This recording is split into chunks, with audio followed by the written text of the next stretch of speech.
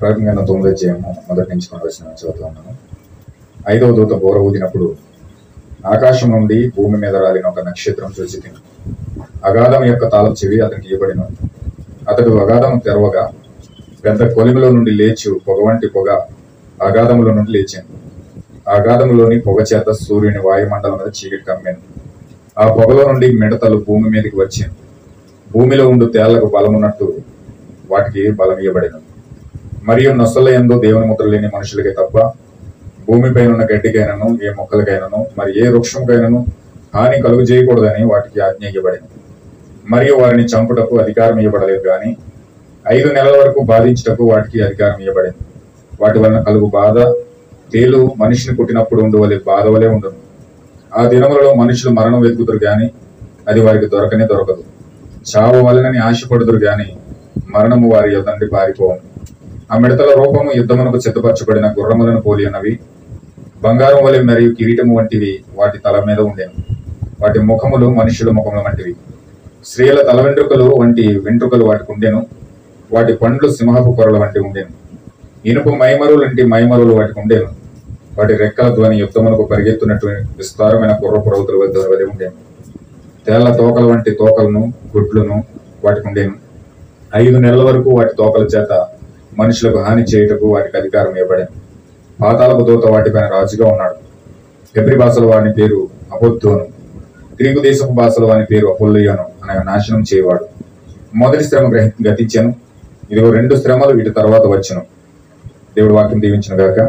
చిన్న ప్రార్థన చేసుకుందాం. మహోన్నతుడా, సర్వశక్తిమంతుడా, జీవాధిపతి, జీవముగలను ప్రభువా, కృపగలిగిన యేసు, కృపలో ఐశ్వర్యవంతుడా, ఇదిగో దేవి సమయంలో కొన్ని వాక్య భాగములను చదివినాం ప్రభువా. వాక్యపు భాగమును చదివి మేము ప్రభు రాత్రి భోజనం సమర్పించబోతా ఉన్నాం. దేవా, నిత్యంగా నీవే వచ్చి ఈ యొక్క వాక్యం విరవండి ప్రభువా.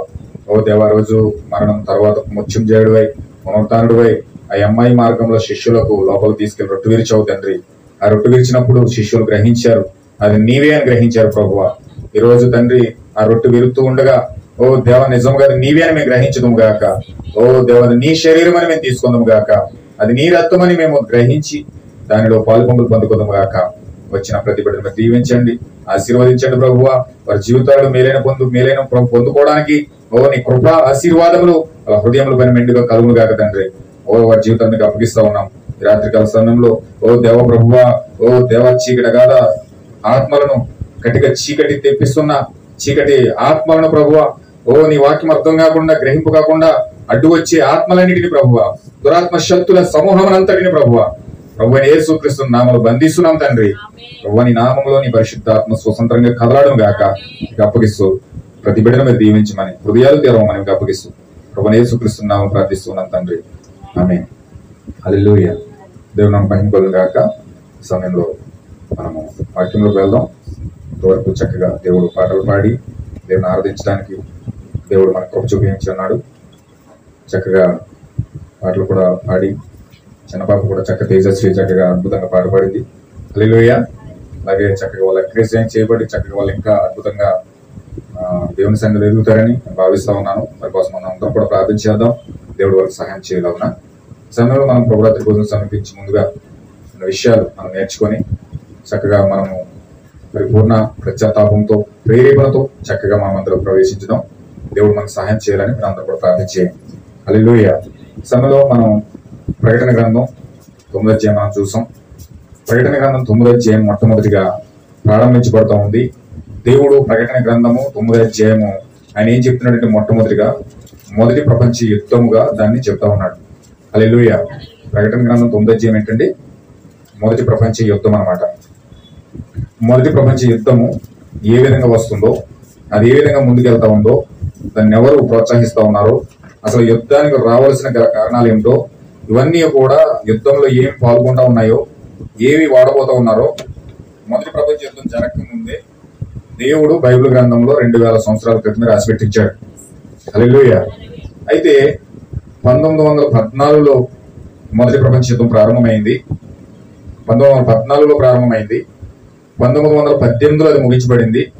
ఇంచుమించు 4 సంవత్సరాల 3 నెలలు యుద్ధం జరిగింది. అయితే దానికి ముందుగానే 9వ అధ్యాయం ప్రకటన గ్రంథం 9వ అధ్యాయంలో 2000 సంవత్సరాల క్రితమే పద్మాసు దీవులు ఉన్న యోహాను ఆ యుద్ధాన్ని చూసి ఇక్కడ మనకు అదంతా కూడా రాస్తున్నట్లుగా మనకు అర్థమవుతూ ఉంది. ఈ యొక్క యుద్ధాలకు అధిపతి ఎవరంటే, ఈ యుద్ధాన్ని తీసుకొచ్చిన వ్యక్తి ఎవరంటే, వాడు పాతాళపు దూత అయి ఉన్నాడు. వాడి పేరు హెబ్రీ భాషలో అబద్దోన్ అని పేరు, గ్రీకు భాషలో వాని పేరు అపోల్లోయాను. వీడు పాతాళపు దూతగా ఉన్నాడు. ఈ పాతాళపు దూత కిందే యాప్రిటీస్ నదిలో ఇంచుమించు 20 కోట్ల దెయ్యాలు, 20 కోట్ల దెయ్యాలు, రౌతులు ఆ యాప్రిటీస్ నదిలో దాచబడి ఉన్నాయని మనం చూస్తా ఉన్నాం. హల్లెలూయా. అంటే ఈ యొక్క 20 కోట్ల దేవదూతలకు హెడ్ ఎవరంటే, అధిపతి ఎవరంటే, రాజు ఎవరంటే ఈ పాతాళం యొక్క దూత అయి ఉన్నాడు. వాడి పేరు లూసిఫర్. పరలోకంలో హెబ్రీ భాషలో వాడి పేరు అబద్దోను, గ్రీకు భాషలో వాడి పేరు అపోల్లోయాను అని పిలువబడతా ఉంది. ఇక్కడ 5వ బూర ఎప్పుడైతే మోగుతా ఉందో ఇక్కడ దేవుడు అక్కడ చూపించే విధానం అక్కడ కనబడతా ఉంది. ఉదయమే చూసాం మనం 7 పండుగలు. 7 పండుగల్లో మొదటి పండుగ పస్కా పండుగ అని మనం చూసాం. తర్వాతది పులియని రొట్టెల పండుగ, 3వదిగా ప్రథమ ఫలముల పండుగ, 4వదిగా పెంతుకొస్తు పండుగ. 4 పండుగల్లో ఇక్కడ మనం చూసాం. మొదటి పండుగలో గొర్రెపిల్లను వధించడం, పస్కానగా గొర్రెపిల్లను వధించి వారు ఆ గొర్రెపిల్లను ఇంట్లోకి వచ్చి చేదు కూరలతో ఆ యొక్క రొట్టెను చేసుకుని, పులియని రొట్టెను చేదు కూరలతో తినాలి. అంటే అది సమాధికి సాదృశ్యంగా కనబడతా ఉంది. యేసుక్రీస్తు యొక్క సమాధికి సాదృశ్యంగా కనబడతా ఉంది. యేసుక్రీస్తు సమాధిలో ఏ విధంగా శ్రమను అనుభవించబోతా ఉన్నాడో, ఆ సమాధిలో ఉన్న చేదు ఏ విధంగా ఉండబోతుందో, ఇవన్నీ కూడా ఆ పులియని రొట్టెల పండుగ ద్వారా మనం తెలుసుకుంటా ఉన్నాం. 3వదిగా ప్రథమ ఫలముల పండుగ, అనగా అది పునరుద్ధానము. యేసుక్రీస్తు మొట్టమొదటిగా సమాధిలో నుంచి లేచి ఎలాగైతే ప్రజలందరికీ అక్కడ వారి చుట్టూ తిరుగుతున్న 40 మందికి కనిపించాడో, ఆ మొదటి పన అల్లాడింది దేవుని యొక్క సంఘంలో. దేవుని యొక్క శిష్యుల మధ్యలో పన అల్లాడింది. వాళ్ళందరూ కూడా 40 రోజులు యేసుక్రీస్తుతో పాటు తిరిగి ఆయన గాయాలు చూసి, ఆయన యొక్క సూచనలు చూసి, ఆయన ఏదైతే ముందుగా చేశాడో అదే వాగ్దానాలన్నీ కూడా పైకి తెలుస్తా ఉన్నాడు. హల్లెలూయా. చూడండి, ఎమ్మాయి మార్గంలో ఎప్పుడైతే ఇద్దరు శిష్యులు చాలా బాధతో వెళ్తా ఉన్నారండి. బాధతో వెళ్తా ఉన్నప్పుడు అక్కడ ఏం జరిగిందంటే, యేసుక్రీస్తు చనిపోయాడు, సమాధి చేసేశారు. ఆయనే మా రాజు అనుకున్నాం, ఆయన మా దేవుడు అనుకున్నాం, ఆయన సమస్తము మమ్మల్ని నడిపించిన నాయకుడు అయ్యాడు అనుకున్నాం. అయితే యూదులు రోమిలతో ఏకమై యేసుక్రీస్తుని తీసుకెళ్లి సిలువకు అప్పగించేశారు. ఆయన చనిపోయాడు, మా జీవితం అంతా కూడా ఎక్కడితో ఆగిపోయింది, ఏం చేయాలో అర్థం కాని పరిస్థితిలో ఉన్నాం అని చెప్పి చాలా విచారంలో ఉండిపోయారు. వాళ్ళు విచారంలో ఉండిపోతే అప్పుడు ప్రభువైన యేసుక్రీస్తు మారు వేషంలో ఒక అన్యజనుల వేషంలో వేసుకుని ఆ పక్కనే రోడ్డు పక్క నుండి వాళ్ళతో కలిసి మాట్లాడడం మొదలు పెట్టాడు. వాళ్ళ ఇల్లు దారిలోనే మేము ఆ వారితో ప్రయాణం చేస్తా ఉన్నాడు ఎంఐ మార్గంలో. ఆ వెళ్తా 2 వ్యక్తులు వెళ్తున్నారు, 3వ వ్యక్తి అడ్డయ్యాడు మధ్యలో. ఏంటి సహోదరులారా మీరు మాట్లాడుకుంటున్నారు అని అడిగాడు. అడిగితే వీళ్ళు అన్నారు, ఏంటి ఏం మాట్లాడుకుంటాం అర్థం కావట్లేదా, మేము ఎలాంటి బాధలు ఉన్నాం, ఎలాంటి విచారంలో ఉన్నాం తెలుసా, యెరూషలేం దేశంలో ఎంత ఘోరం జరిగిందో తెలుసా, యెరూషలేం దేశంలో ఎంత పాతకం కట్టుకున్నారో తెలుసా, మా యజమానుని, మా రాజుని, మా దేవుడు అనుకున్న వ్యక్తిని, మేము మా యొక్క ప్రభువు, మా ప్రవక్త, మా యాజకుడు అనుకున్న వ్యక్తిని ఇజ్రాయేల్ దేశం అంతా ఏకమై శిష్యులందరూ అక్కడ వాళ్ళందరూ తీసుకెళ్లి, యూదులందరూ తీసుకెళ్లి రోమిలకు అప్పగించేశారు. వాళ్ళు భయంకరంగా ఒక బందిపోటు దొంగను పట్టుకున్నట్లుగా పట్టుకుని తీసుకెళ్లి సిలివేసేశారయ్యా, తీసుకెళ్లి చంపేశారయ్యా. చాలా బాధగా ఉంది, చాలా వేదనగా ఉంది, ఏం చేయాలో అర్థం కావట్లేదు. ఆయనే మా భవిష్యత్తు అనుకున్నాం, ఆయనే మా దేవుడు అనుకున్నాం, ఆయనే మా ప్రవక్త అనుకున్నాం, ఆయనే మా రాజు అనుకున్నాం, మమ్మల్ని నడిపించిన నాయకుడు అనుకున్నాం. కానీ వాళ్ళందరూ చేసిన పని రోమీలు యూదులు ఏకమైపోయి ఆయన తీసుకెళ్లి చంపేశారయ్యా, ఏం చేయాలో అర్థం కావట్లేదు అని చెప్పి చాలా బాధతో విచారంగా వాళ్ళ బాధను పంచుకున్నారు. హల్లెలూయా. అయితే ఎప్పుడైతే అలా పంచుకున్నారో యేసుక్రీస్తు వెంటనే ఏమన్నాడు తెలుసండి, మందమతులారా, లేఖనాలు చూడని మందమతులారా, మీరు పితరులు చెప్పిన దాన్ని, ప్రవక్తలు చెప్పిన ప్రవచనాల్ని మీరు ఎందుకు చూడలేకపోతా ఉన్నారు అని చెప్పి వాళ్ళందరికీ ప్రవచనాలు, లేఖనాలు, ప్రవచనం నెరవేర్పు అలా చెప్పుకుంటూ 6 గంటల ప్రసంగం చేశాడట. ఆమేన్, హల్లెలూయా. 6 గంటల ప్రసంగం వెళ్తూ ఇంటికి వెళ్ళిపోయారు. 6 గంటలు చెప్పుకుంటూనే వెళ్ళిపోయాడు. ఇంటి దగ్గరికి వెళ్ళేసరికి చీకటి పడిపోయిన తర్వాత వాళ్ళు ఏమన్నా, నువ్వు మాటలు బాగున్నాయి, చాలా అద్భుతంగా ప్రసంగం చేస్తున్నాను, చాలా అద్భుతంగా నీ ప్రసంగం ఏంటంటే మాకు ఇంకా ఆనందం వస్తుంది, ఇంకా సంతోషం వస్తుంది, నువ్వు మాతో ఈ రాత్రి ఉండిపో, ఈ రాత్రి నుండి తెల్లవారి వెళ్ళిపోదు, కానీ దయచేసి మాతో ఉండిపోయి చాలా బలవంతం చేశారు. ఆయన బలవంతం చేస్తే సరే బలవంతం చేస్తున్నారు కదా అని లోపలికి వెళ్ళాడు. ఆయన లోపలికి వెళ్ళిన తర్వాత చక్కగా చాపేశారు, కూర్చోబెట్టారు. నీ మాటలు ఇంకా మధురంగా ఉన్నాయి, ఇంకా వినాలనిపిస్తుంది, ఇంకా చెప్పు అని చెప్పి మొదలు పెట్టారు. ఎందుకంటే యేసుక్రీస్తు అన్న సంగతి వాళ్ళకి తెలియదు. హల్లెలూయా. ఆ దేవుడే సమాధిలో నుంచి లేచి మృత్యుంజయుడే సమాధిని జయించి వాళ్ళ మధ్యలో ఉన్నాడు సంగతి వాళ్ళు గుర్తుపట్టలేదు. అయితే వాళ్ళు ఆ విధంగా వెళ్ళిపోతా ఉన్నప్పుడు ఆ సాపేసి చక్కకొచ్చి పెట్టుకుని ముప్పుడు చెప్పిపడినారు. హల్లెలూయా. గదిలోకి తీసుకెళ్లిన తర్వాత ఆయన వెరైటీగా మొదలు పెట్టాడు. ఆయన రొట్టె విరటం ఎలా మొదలు పెట్టాడు? ఫస్ట్ వాళ్ళు కలిసినప్పుడు ఏ విధంగా ఒలివ కొండ మీద వెళ్ళి, హల్లెలూయా, 2 భాగాలు ఉన్నాయండి. యేసుక్రీస్తు పరిచర్యలో 2 భాగాలు ఉన్నాయన్నమాట. శిష్యులందరికీ కూడా ఆ జన సమూహంతో కలిసినప్పుడు ఒక రకంగా చెప్పేవాడు, ఒలివ కొండ మీద తీసుకెళ్ళి ఒక రకంగా చెప్పేవాడు. వీళ్ళందరూ కూడా ఒక రోజు ఉపమానం చెప్పాడు యేసుక్రీస్తు. వాళ్ళతో ఉపమాన రీతిగా మాట్లాడాడు. ఉపమానాలని అర్థాలేమో ఒలివ కొండ మీద చెప్పాడు. ఉపమానం ఏం చెప్పాడంటే, కొన్ని విత్తనాలు ఏమో రాత్రి నెల పడ్డాయి, కొన్ని విత్తనాలు ఏమో మొలకంచలో పడ్డాయి, కొన్ని విత్తనాలు ఏమో బండ మీద పడ్డాయి, కొన్ని విత్తనాలు మంచి నేల మీద పడ్డాయి అన్నాడు. అంతే. వీళ్ళు ఏం చెప్పాడు, ఏదో విన్నారు, మొత్తం మంచి ప్రసంగం చేసాడు అనుకున్నారు.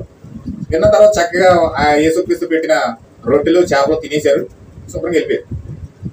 అంటే వాళ్ళ జీవితాల్లో నిజంగా వాక్యం పొందుకోదామని చర్చకి రాలేదు. కానీ వాళ్ళు ఎలా వచ్చారంటే, ఏదో మంచి బోధకుడు చక్కగా చెప్తున్నాడు, 4 మాటలు వినొద్దాం, బాగుందని చెప్పేసి ఏదో చక్కగా వెళ్తాం, వినడం, ఆయన పెట్టినది తినడం, వచ్చేసేవారు. అయితే దీని వివరణ శిష్యులు ఒలివ కొండ మీదకి వెళ్ళి చెప్పేవాడు, అడిగేవారు. ఏంటి ప్రభు, అది మాకు అర్థం కాలేదు. కొన్ని విత్తనాలు త్రోవ పక్కన పడడం ఏంటి, కొన్ని విత్తనాలు ములకంచలో పడడం ఏంటి, కొన్ని విత్తనాలు రాతి నెలలో పడడం ఏంటి, కొన్ని విత్తనాలు మంచి నెలలో పడడం ఏంటి, దీని భావం ఏంటని అడిగారు. ఇప్పుడు అడిగితే యేసుక్రీస్తు వాళ్ళకి చెప్పాడు, ఆ యొక్క ములకంచల్లో పడ్డ వాళ్ళేమో విశ్వాసులే, కానీ మంచి ఉత్సాహంగా వాక్యాన్ని అంగీకరించారు వాళ్ళు. అయితే కొంత అంగీకరించిన తర్వాత కొంత దూరం నడిచారు, వాళ్ళ కష్టాలు శ్రమలు వచ్చినాయి, ఆ వాక్యాన్ని వదిలేసి వెళ్ళిపోయారు. కొంతమంది అసలు రాత్రి త్రోవ పక్కన పడ్డారు, వాక్యం విన్నారు కానీ ఈ చెవితో విన్నారు, ఈ చెవితో విడిచిపెట్టేశారు, ఈ చెవితో విన్నారు, ఈ చెవితో విడిచిపెట్టేశారు. ఆకాశ పక్షులు చెట్టుకుపోయినాయి. కొంతమంది బండ మీద పడ్డాయి, రాతి నేల మీద పడ్డాయి, కఠినమైన హృదయం, వాళ్ళకి అసలు ఒక వాక్యం కూడా వినపడలేదు. కఠినమైన హృదయం అంటే ఒక వాక్యం కూడా నేలలో పడదు, ఎండిపోయింది. వాక్యం వెళ్ళింది కానీ ఎండిపోయింది. తర్వాత మంచి నేల మీద పడ్డారు, అది చక్కగా ఫలించి అభివృద్ధి చెంది 1000 అంతలుగా 100 అంతలుగా చక్కగా అభివృద్ధి చెందింది అని చెప్పేసి వాక్యాన్ని ఎక్స్ప్లెయిన్ చేశాడే. అంటే ఒలివ కొండ మీదకి వెళ్ళినప్పుడే వాళ్ళకి భావం వస్తుంది, ప్రజల్లో ఉన్నప్పుడేమో వాళ్ళకేమో ఉపమాన రూపంలో ఉండడం వల్ల అర్థం కావట్లేదు. అయితే ఈ అమ్మాయి దారిలో కూడా చెప్పిందంతా కూడా ఉపమాన రీతులుగా చెప్పినట్లుగా కనిపించింది వాళ్ళకి. ఉపమాన రూపంలో మాట్లాడుతున్నట్లుగా ప్రవచనము ఆ యొక్క నెరవేర్పు చెప్తుంటే ఈయన ఏదో ఉపమాన రీతిగా మాట్లాడుతున్నట్టుగా ఉంది, కానీ వాళ్ళకి అర్థం కావట్లేదు. చాలా బాగా చెప్తున్నాడు అనుకున్నారు, కానీ ఆ లేఖనము వివరిస్తున్నాడు, అది జరిగింది అక్కడ వివరిస్తున్నాడు, అక్కడ చెప్తున్నాడు, అది జరిగింది అక్కడ పాత నిబంధనలో ప్రవక్తలు ప్రవచించారు, కొత్త నిబంధనలు ఇక్కడ నెరవేరుతుందన్న సంగతి వారు గుర్తించలేని అసమర్థమైన స్థితిలో ఉన్నారు వాళ్ళు. అయితే ఎప్పుడైతే వాళ్ళని లోపల తీసుకెళ్లి కూర్చోబెట్టి అడుగుతూ మొదలు పెట్టారు యేసుక్రీస్తుని, ఇప్పుడు ఒలీవ కొండ మీద ఎలాగైతే విరిచాడు రొట్టె, ఇప్పుడు ఈ గదిలో రొట్టె అలాగ విరడం మొదలు పెట్టాడు. హల్లెలూయా. ఎప్పుడైతే అలాగా రొట్టె విరడం మొదలు పెట్టాడో వెంటనే వాళ్ళకి అర్థమైపోయింది, ఒలివ కొండ మీద మాతో ఉన్న మా రోజే ఇప్పటి వరకు మాతో నడిచింది, ఇప్పటి వరకు మాతో ఉన్న దేవుడు ఈయనే అని ఎప్పుడైతే వాళ్ళ కళ్ళు తెరవబడ్డాయో అక్కడ లేడే అదృశ్యమైపోయాడు. అప్పుడు అదృశ్యమయ్యేవాడు కాదు, అప్పుడు చనిపోయి సమాధి చేయబడక ముందు ఆ యొక్క మహిమ శరీరం దేహం అనేది దీనికి రాలేదు కాబట్టి మహిమ అవడం లేదు. కానీ ఎప్పుడైతే మహిమపరచబడ్డాడో చనిపోయి లేచిన తర్వాత ఆయన ఎప్పుడైతే అక్కడ మాటలు చూసేసరికి అదృశ్యమైపోయాడు, మాయమైపోయినప్పుడు అక్కడ అర్థమైంది అనమాట. అంటే ప్రభు అయిన యేసుక్రీస్తు సమాధిలో నుంచి లేచాడు. హల్లెలూయా. వాళ్ళకి అర్థమైన మరుక్షణమే వెంటనే పెంతెకొస్తు పండుగలో పరిగెత్తుకుపోయారు. దేవుని మహిమ కలుగును గాక. అంటే ఇప్పుడు ఈ యొక్క కార్యాలన్నీ ఎందుకు జరుగుతున్నాయంటే, యేసుక్రీస్తు పస్కా పండుగ, పులియని రొట్టెల పండుగ, ప్రథమ ఫలముల పండుగ, పెంతెకొస్తు పండుగ 4 పండుగలు అయిపోయినాయి. ఈ 4 పండుగల్లో పెంతెకొస్తు అనేది 7 సంఘకాలాలకు సాదృశ్యంగా కనబడతా ఉంది. 7 సంఘకాలాలు వచ్చేసరికి అక్కడ బ్రేక్ అవుతుంది. ఇక్కడ పెంతెకొస్తు పండుగతో బ్రేక్ అయిపోయింది. 2000 సంవత్సరాల క్రితం యేసుక్రీస్తు యొక్క పరిచర్య పెంతెకొస్తు యొక్క పండుగతో బ్రేక్ అయింది. పెంతెకొస్తు అనగా మనం చెప్పాం 50 రోజులకు ఒకసారి వచ్చేది. 50 రోజులకు ఒకసారి వచ్చే పెంతెకొస్తు పండుగ ఇప్పుడు 50 రోజులకు అక్కడ వచ్చి అక్కడ బ్రేక్ అయింది. ఇప్పుడు పెంతెకొస్తు పండుగ ఎలాగైతే అన్యజనులకు ఉన్నదో, ఇప్పుడు ఆ పెంతెకొస్తు పండుగ అన్యజనులకు స్టార్ట్ అవుతుంది. ఇజ్రాయేల్కి పెంతెకొస్తు పండుగ ఎలాగైతే అక్కడ ఆగిపోయిందో, స్టాప్ అయిపోయిందో, పెంతెకొస్తు పండుగతో స్టాప్ అయిపోయిన ఆ యొక్క కాలము 7 సంఘకాల రూపంలో అన్యజనులకు ప్రారంభమైంది.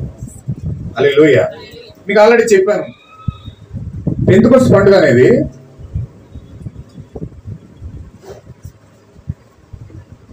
50 రోజులకు ఒకసారి వస్తుంది. 7 విశ్రాంతి దినాలు, 7 విశ్రాంతి దినాలు అన్నమాట.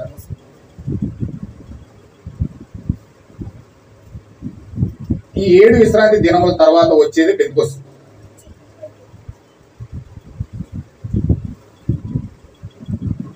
అంటే యూదుల కాలం ఎప్పుడు ఆగిందంటే ఈ పెంతుకొస్తు దినంతో ఆగిపోయింది. ఈ పెంతుకొస్తు దినంతో యూదుల కాలం ఆగిపోయింది.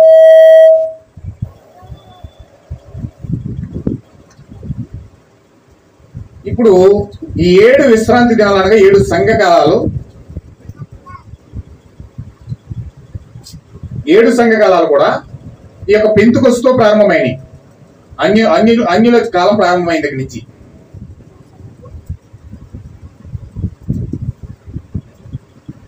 ఏమన్నా వింటున్నారా? మన కాలం ఎక్కడ ప్రారంభమైందండి? పెంతుకొస్తుతో ప్రారంభమైంది.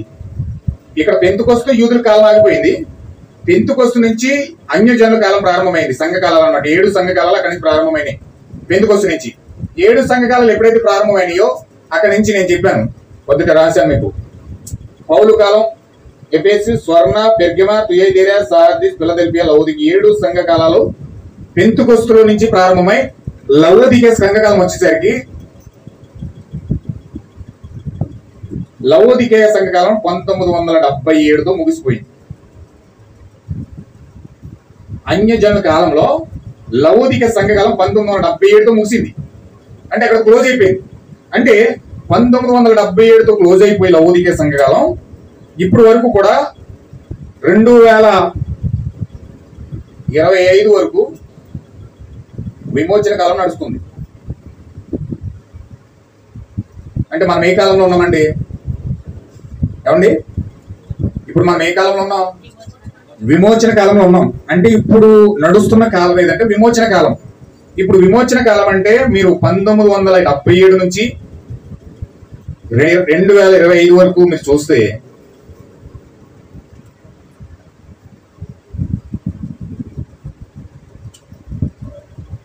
48 సంవత్సరాల నుంచి విమోచన కాలం నడుస్తుంది. ఇప్పుడు వరకు కూడా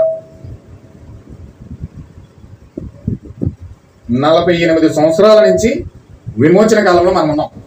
ప్రవక్త యొక్క లెక్కల ప్రకారం ఈ దినము దాని వర్తమానం గుర్తించుము అనే మెసేజ్ లో లవోదికయ సంఘకాలం 1977తో ముగిసిపోయింది. అందుకే ఈ కాలం మీద ప్రవర్తన అన్నారు 77తో ఎత్తబడి అయిపోద్ది అన్నాడు. ఆయన ఎత్తబడి అయిపోద్దేమో 77తో నేను ఊహిస్తున్నాను అన్నాడు. దాన్ని సంఘశాఖలు పట్టుకుని ఏమన్నా తెలుసండి, ఆయన అబద్ధ ప్రవర్త 77తో ఎత్తబడి అయిపోద్దని చెప్పాడు. అని ఆ మాట జరగలేదు కనుక ఆయన తప్పుడు ప్రవర్త, అబద్ధ ప్రవర్త అన్నారు. అయితే యాక్చువల్ గా ప్రవక్త యొక్క లెక్కలు ఏంటంటే ఆయన ఆలోచించిన విధానం ఏంటంటే 1977తో లవోదికయ సంఘకాలం ముగిసింది. అక్కడతో లవోదికయ సంఘకాలం క్లోజ్ అయిపోయింది. 7 సంఘకాలాలు ఎక్కడ క్లోజ్ అయినాయి అంటే 1977తో క్లోజ్ అయినాయి. హల్లెలూయా. ఇక్కడ 50 రోజులు పెంతుకొస్తు 7 విశ్రాంతి దినాలు ఎప్పుడైతే ముగిస్తాయో అప్పుడు పెంతుకొస్తు వస్తుంది. అవునండి, 7 49 రోజులు అయిపోయిన తర్వాత 7 విశ్రాంతి దినాలు అయిపోయిన తర్వాత పెంతుకొస్తు వస్తుంది. పెంతుకొస్తు వచ్చిందంటే ఇక్కడ విడుదల సమయం. అక్కడ 120 మంది పరిశుద్ధాత్మ బాప్తిజం పొందుకున్నారు. అయితే ఇప్పుడు 7 సంఘకాలాలు ఎప్పుడుతో ముగించబడ్డాయి అంటే 1977తో ముగించబడ్డాయి. 1977తో ముగించబడిన తర్వాత 1978 నుంచి 2025 వరకు 25 వరకు అంటే 48 సంవత్సరాల నుంచి పెంతుకొస్తు ఉద్యమం అన్యజనుల్లో జరుగుతుంది. హల్లెలూయా. అన్యజనుల్లో పెంతుకొస్తు ఉద్యమం జరుగుతుంది. అంటే ఇప్పుడు మనము ఆ పెంతుకొస్తు యొక్క నిజమైన ఉద్యమంలో ఉన్నాం. అంటే అపోస్తులు 12 మంది మేడగదిలో ఎలాగైతే మోకరించి వాళ్ళు ప్రార్థించి 10 రోజులు ఉపవాసం ఉండి వాళ్ళు కనిపెట్టుకొని ప్రార్థించారో సేమ్ అదే లైనేజ్ లో ఇప్పుడు మనకు అవకాశము దేవుడు ఇవ్వబడ్డాడు. ఆమేన్, హల్లెలూయా. అంటే పెంతుకొస్తులో పరిశుద్ధాత్మ బాప్తిసం వారు పొందుకున్నట్లుగా ఈ రోజు అన్యజనులకు 48 సంవత్సరాల నుంచి విమోచన కాలం మొదలై విమోచన పొందుకోవడానికి దేవుడు ప్రణాళిక రచించి నడిపిస్తా ఉన్నాడు. ఆమేన్, హల్లెలూయా. జాగ్రత్తగా మీరు గమనించాలి. అయితే ఇక్కడ ఏం జరుగుతుందన్నది మనం చూడాలి. దేవుడు ఖచ్చితంగా మనకి ఇవ్వబడిన సమయం అది. విమోచన కాలం మనకు జరుగుతూ ఉంది. మీకు తెలుసు విమోచన అంటే మీకు చెప్పాను. విమోచన అంటే ఏదైతే పోగొట్టుకున్నామో దాన్ని తిరిగి పొందుకోవడమే విమోచన అన్నది. నూతన ఏదేలో ప్రవేశించడమే అన్నది. అక్కడ మనము స్వాస్థ్యాన్ని పోగొట్టుకున్నాం, మన అధికారాన్ని అక్కడ పోగొట్టుకున్నాం, అక్కడ దేవుని కుమారుడి యొక్క స్థానాన్ని పోగొట్టుకున్నాం, మన వారసత్వాన్ని అక్కడ పోగొట్టుకున్నాం, మన స్థితి గతులన్నీ కూడా అక్కడ పూర్తిగా అక్కడే పోగొట్టుకున్నాం. అయితే ఈ విమోచన కాలంలో ఈ రిడెంప్షన్ టైంలో తిరిగి దేవుడు మనల్ని నూతన పరచడానికి, మళ్ళా తిరిగి ఏదేలోకి వెళ్ళడానికి మళ్ళా తిరిగి మన యొక్క స్వాస్థ్యాన్ని పొందుకోవడానికి, మన యొక్క అధికారాన్ని పొందుకోవడానికి, దేవుడు కుమారుడి యొక్క స్థానంలోకి వెళ్ళడానికి, దేవుడు మన వారసత్వాన్ని మనకి ఇవ్వడానికి ఈ విమోచన కాలంలో, ఈ టైంలో దేవుడు ఆ స్థితిలో తీసుకెళ్ళడానికే ఇప్పుడు ఆయన మనకు పెంతుకొస్తు దినాన్ని ఇచ్చాడు. హల్లెలూయా. ఈ రోజు చాలా మంది కోల్పోతున్నారంటే డినామినేషన్ యొక్క స్పిరిట్ తో, రకరకాల ఆలోచనలతో, తప్పుడు అనుకరణలతో, తప్పుడు బోధలతో ఈ రోజు అనేక మంది ఈ యొక్క నిజమైన స్వాస్థ్యమును పొందుకోవడానికి వారి జీవితాలు అవకాశం లేకుండా ఆ చిత్తమును పూర్తిగా దేవుని చిత్తాన్ని పక్కనెట్టి వారి సొంత చిత్తంలో వెళ్ళిపోతా ఉన్నారు. కాబట్టి ఈ యొక్క విమోచన కాలాన్ని గుర్తించలేని స్థితిలో ఉన్నారు. హల్లెలూయా. అయితే మనం ఉన్నది ఏంటంటే విమోచన కాలం. విమోచన కాలం, రిడెంప్షన్ టైం.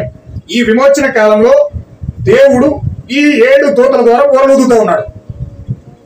ఏంటండి విమోచన మనకు ఎలా వస్తా ఉందంటే, దేవుని యొక్క 7 దూతలు 7 ఊరలు ఊదడం ద్వారా ఈ విమోచనలోనికి మనం వెళ్తా ఉన్నాం. కనుక మనం ఈ బూరలను చాలా స్పష్టంగా మనం గుర్తించాలి, పట్టుకోవాలి. దానిని ఎప్పుడైతే మనం చాలా సంక్లిష్టంగా మనం గుర్తించామో, చూసామో, దానిని ఎప్పుడైతే లేఖనాలు పట్టిన ప్రకారంగా మనం దాన్ని వివేచించామో, ప్రత్యక్షతను పొందుకున్నామో, ఆ స్వరమును మనం విని కంప్లీట్ గా మనం విమోచన పొందుకునే స్థితిలో మనం వెళ్ళగలుగుతాం, పోరాడగలుగుతాం, ప్రార్థించగలుగుతాం. హల్లెలూయా. దేవుడు ఉదయాన్ని చెప్పాను, 4 బూరలు ఏంటండి, ఈకో సిస్టమ్ కొలాప్స్ అవుతా ఉంది. అంటే పూర్తిగా ప్రకృతి అంతా కూడా కొలాప్స్ అవుతా ఉంది. భూమి, సముద్రము, నక్షత్రాలు పూర్తిగా కొలాప్స్ అవుతా ఉన్నాయి. వాటర్ కొలాప్స్ అయ్యింది. సూర్య చంద్ర నక్షత్రాల్లో మార్పులు వచ్చేసినాయి. ఇదంతా కూడా మొత్తం ఈకో సిస్టమ్ అంతా కూడా పూర్తిగా కొలాప్స్ అయినట్టుగా మనం చూస్తా ఉన్నాం. 4 బూరల ద్వారా మొత్తం సూర్య చంద్ర నక్షత్రాల్లో మార్పులు వచ్చేసినాయి, సముద్రంలో మార్పులు వచ్చేసినాయి, భూమిలో మార్పు వచ్చేసింది. ఈ యొక్క ప్రతిదీ కూడా మార్పులు వచ్చిన తర్వాత ఇప్పుడు 5వ ముద్రను దేవుడు తెరుస్తూ ఉన్నాడు. 5వ బూరం దేవుడు ఊదుతున్నప్పుడు ఏం జరుగుతుందో చూడండి. అక్కడ కొంచెం జాగ్రత్త మీరు గమనించండి. 5వ బూర ఊదుతుంది. ఎప్పుడైతే 5వ బూర ఊదక ముందు ఇదేం జరుగుతుందంటే 8వ అధ్యాయం 13వ వచనంలో, ఆకాశం యొక్క మధ్యలో ఒక పక్షిరాజు ఎగురుతా ఉంది. ఈ పక్షిరాజు దేవుని యొక్క సింహాసనం దగ్గర 4 జీవులు ఉన్నాయి. ఈ 4 జీవులే ఎగురుచున్న, ఈ 4 జీవుల్లో ఒకటి ఎగురుచున్న పక్షిరాజు అనమాట. ఇప్పుడు ఈ పక్షిరాజు ఏం చెప్తుందంటే, 4 దూతలు 4 బూరలు ఊదబడ్డాయి, ఇంకా 3 బూరలు ఉన్నాయి. ఈ యొక్క 3 దూతలు కూడా 5వ దూత, 6వ దూత, 7వ దూత, ఈ బూరలు, ఈ 3 దూతలు ఊదబోయే బూరల శబ్దాన్ని బట్టి భూనివాసులకు అయ్యో అయ్యో అయ్యో అని పలికింది. హల్లెలూయా. అంటే ఏమని పలుకుతుందంటే శ్రమ శ్రమ శ్రమ. ఎవరు ఈ శ్రమలో 3 శ్రమల కోసం పలికిందంటే ఆకాశంలో ఎగురుచున్న పక్షిరాజు అనమాట. ఆమేన్. హల్లెలూయా. ఆకాశంలో ఎగురుచున్న పక్షిరాజు ఎవరంటే ఆ యొక్క సింహాసనం దగ్గర 4 జీవుల్లో ఉన్న ఒక జీవి, సింహాసనం దగ్గర ఉన్న జీవి, పక్షిరాజు జీవి. ఇప్పుడు ఆ పక్షిరాజు యొక్క అభిషేకము ఎప్పుడైతే భూమి మీదకి వస్తా ఉందో, ఎప్పుడైతే ఎగురుచున్న దూత ఆ పక్షిరాజు భూమి మీదకి వస్తా ఉన్నాడో, ఆ యొక్క దూత భూమి మీద జరగబోయే ఈ 3 శ్రమల కోసం బయలుపరుస్తూ ఉన్నాడు. ఆమేన్. హల్లెలూయా. ఇప్పుడు ఈ యొక్క దూతలు, ఆ యొక్క పక్షిరాజు ఆ యొక్క స్వరం ఏం చేస్తుందంటే శ్రమల కోసం బయలుపరుస్తూ ఉంది. ప్రపంచమంతా వెరిఫికేషన్ చేస్తే ఏ సేవకుడు కూడా ఈ 3 అయ్యోల కోసం 3 శ్రమల కోసం చెప్పలేదు. మొట్టమొదటిగా 1933లో ఆ 3 శ్రమలు ఏంటి అని దర్శనాలు చూసి, 7 దర్శనాలు చూసి ప్రపంచానికి తెలియజేసిన వ్యక్తి విలియం మ్యారియన్ బ్రన్హామ్ అయి ఉన్నాడు. హల్లెలూయా. విలియం మ్యారియన్ బ్రన్హామ్ అనే ఈ చివరి కాలం యొక్క ప్రవక్త ఏలి యొక్క అభిషేకం కలిగి, పక్షిరాజు యొక్క అభిషేకం కలిగి, ఆయన 7 దర్శనాలు చూసి, ఆ 7వ దర్శనాల్లో 5వ దర్శనము, 6వ దర్శనము, 7వ దర్శనము 3 ప్రపంచ యుద్ధాలుగా, 3 శ్రమలుగా ఆయన దర్శనాన్ని చూసి ప్రపంచానికి తెలియజేశాడు. హల్లెలూయా. ప్రపంచంలో ఏ సేవకుడు కూడా చెప్పలేదు, ఏ సేవకుడు కూడా ఈ యొక్క 3 శ్రమల కోసం చెప్పలే. ఎందుకంటే పక్షిరాజు యొక్క అభిషేకం కలిగి ఉన్న వ్యక్తి మాత్రమే ఈ విషయాలు చెప్పగలుగుతాడు.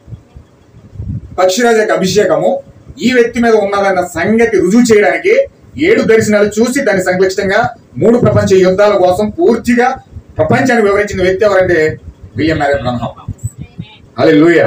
ఇప్పుడు ఆయన ఏం చేశాడంటే ఆ యొక్క ప్రపంచ యుద్ధాల గురించి చెప్పి, 7 దర్శనాల కోసం చెప్పి, ఇప్పుడు ఆ యొక్క పక్షిరాజు యొక్క అభిషేకం కలిగి నేను భూమి మీదకి వచ్చానన్న సంగతి ప్రజలకు ఇండైరెక్ట్ గా తెలియజేశాడు.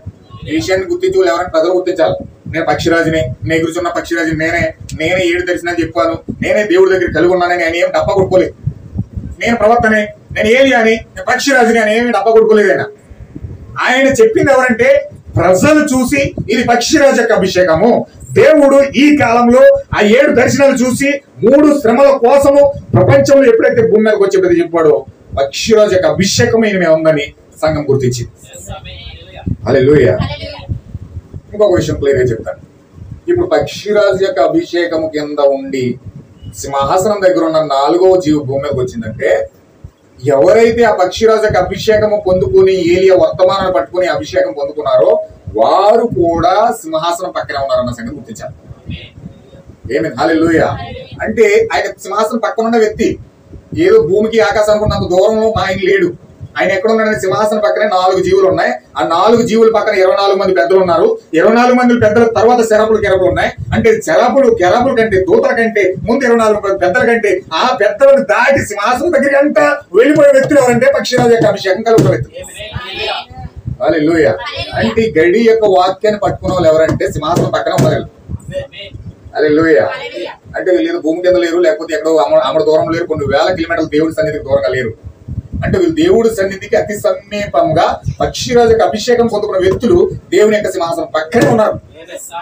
హల్లెలూయా. నువ్వు వర్తమానం పట్టుకుంటే ఎంత దంచితండి. నిజంగా సింహాసనం దగ్గర కంటే వెళ్ళిపోయి అధికారం అవకాశం దేవుడు ఇచ్చేసాడు. పక్షిరాజుకి అభిషేకాన్ని బట్టి సింహాసనం పక్కకి వెళ్ళి ఆయన దగ్గర ఉండి అభిషేకాన్ని అనుభవించే ధన్యత ఈ రోజు నీకు నాకు ఇచ్చేసాడు దేవుడు. హల్లెలూయా. చూడండి, ఇప్పుడు ఈ యొక్క 3 శ్రమలు అని ఏంటి అని మనం చూస్తే 9వ అధ్యాయం ప్రకటన 9వ అధ్యాయం మనం చూస్తే ఇవి మన 3 ప్రపంచ యుద్ధాలుగా కనబడతా ఉన్నాయి.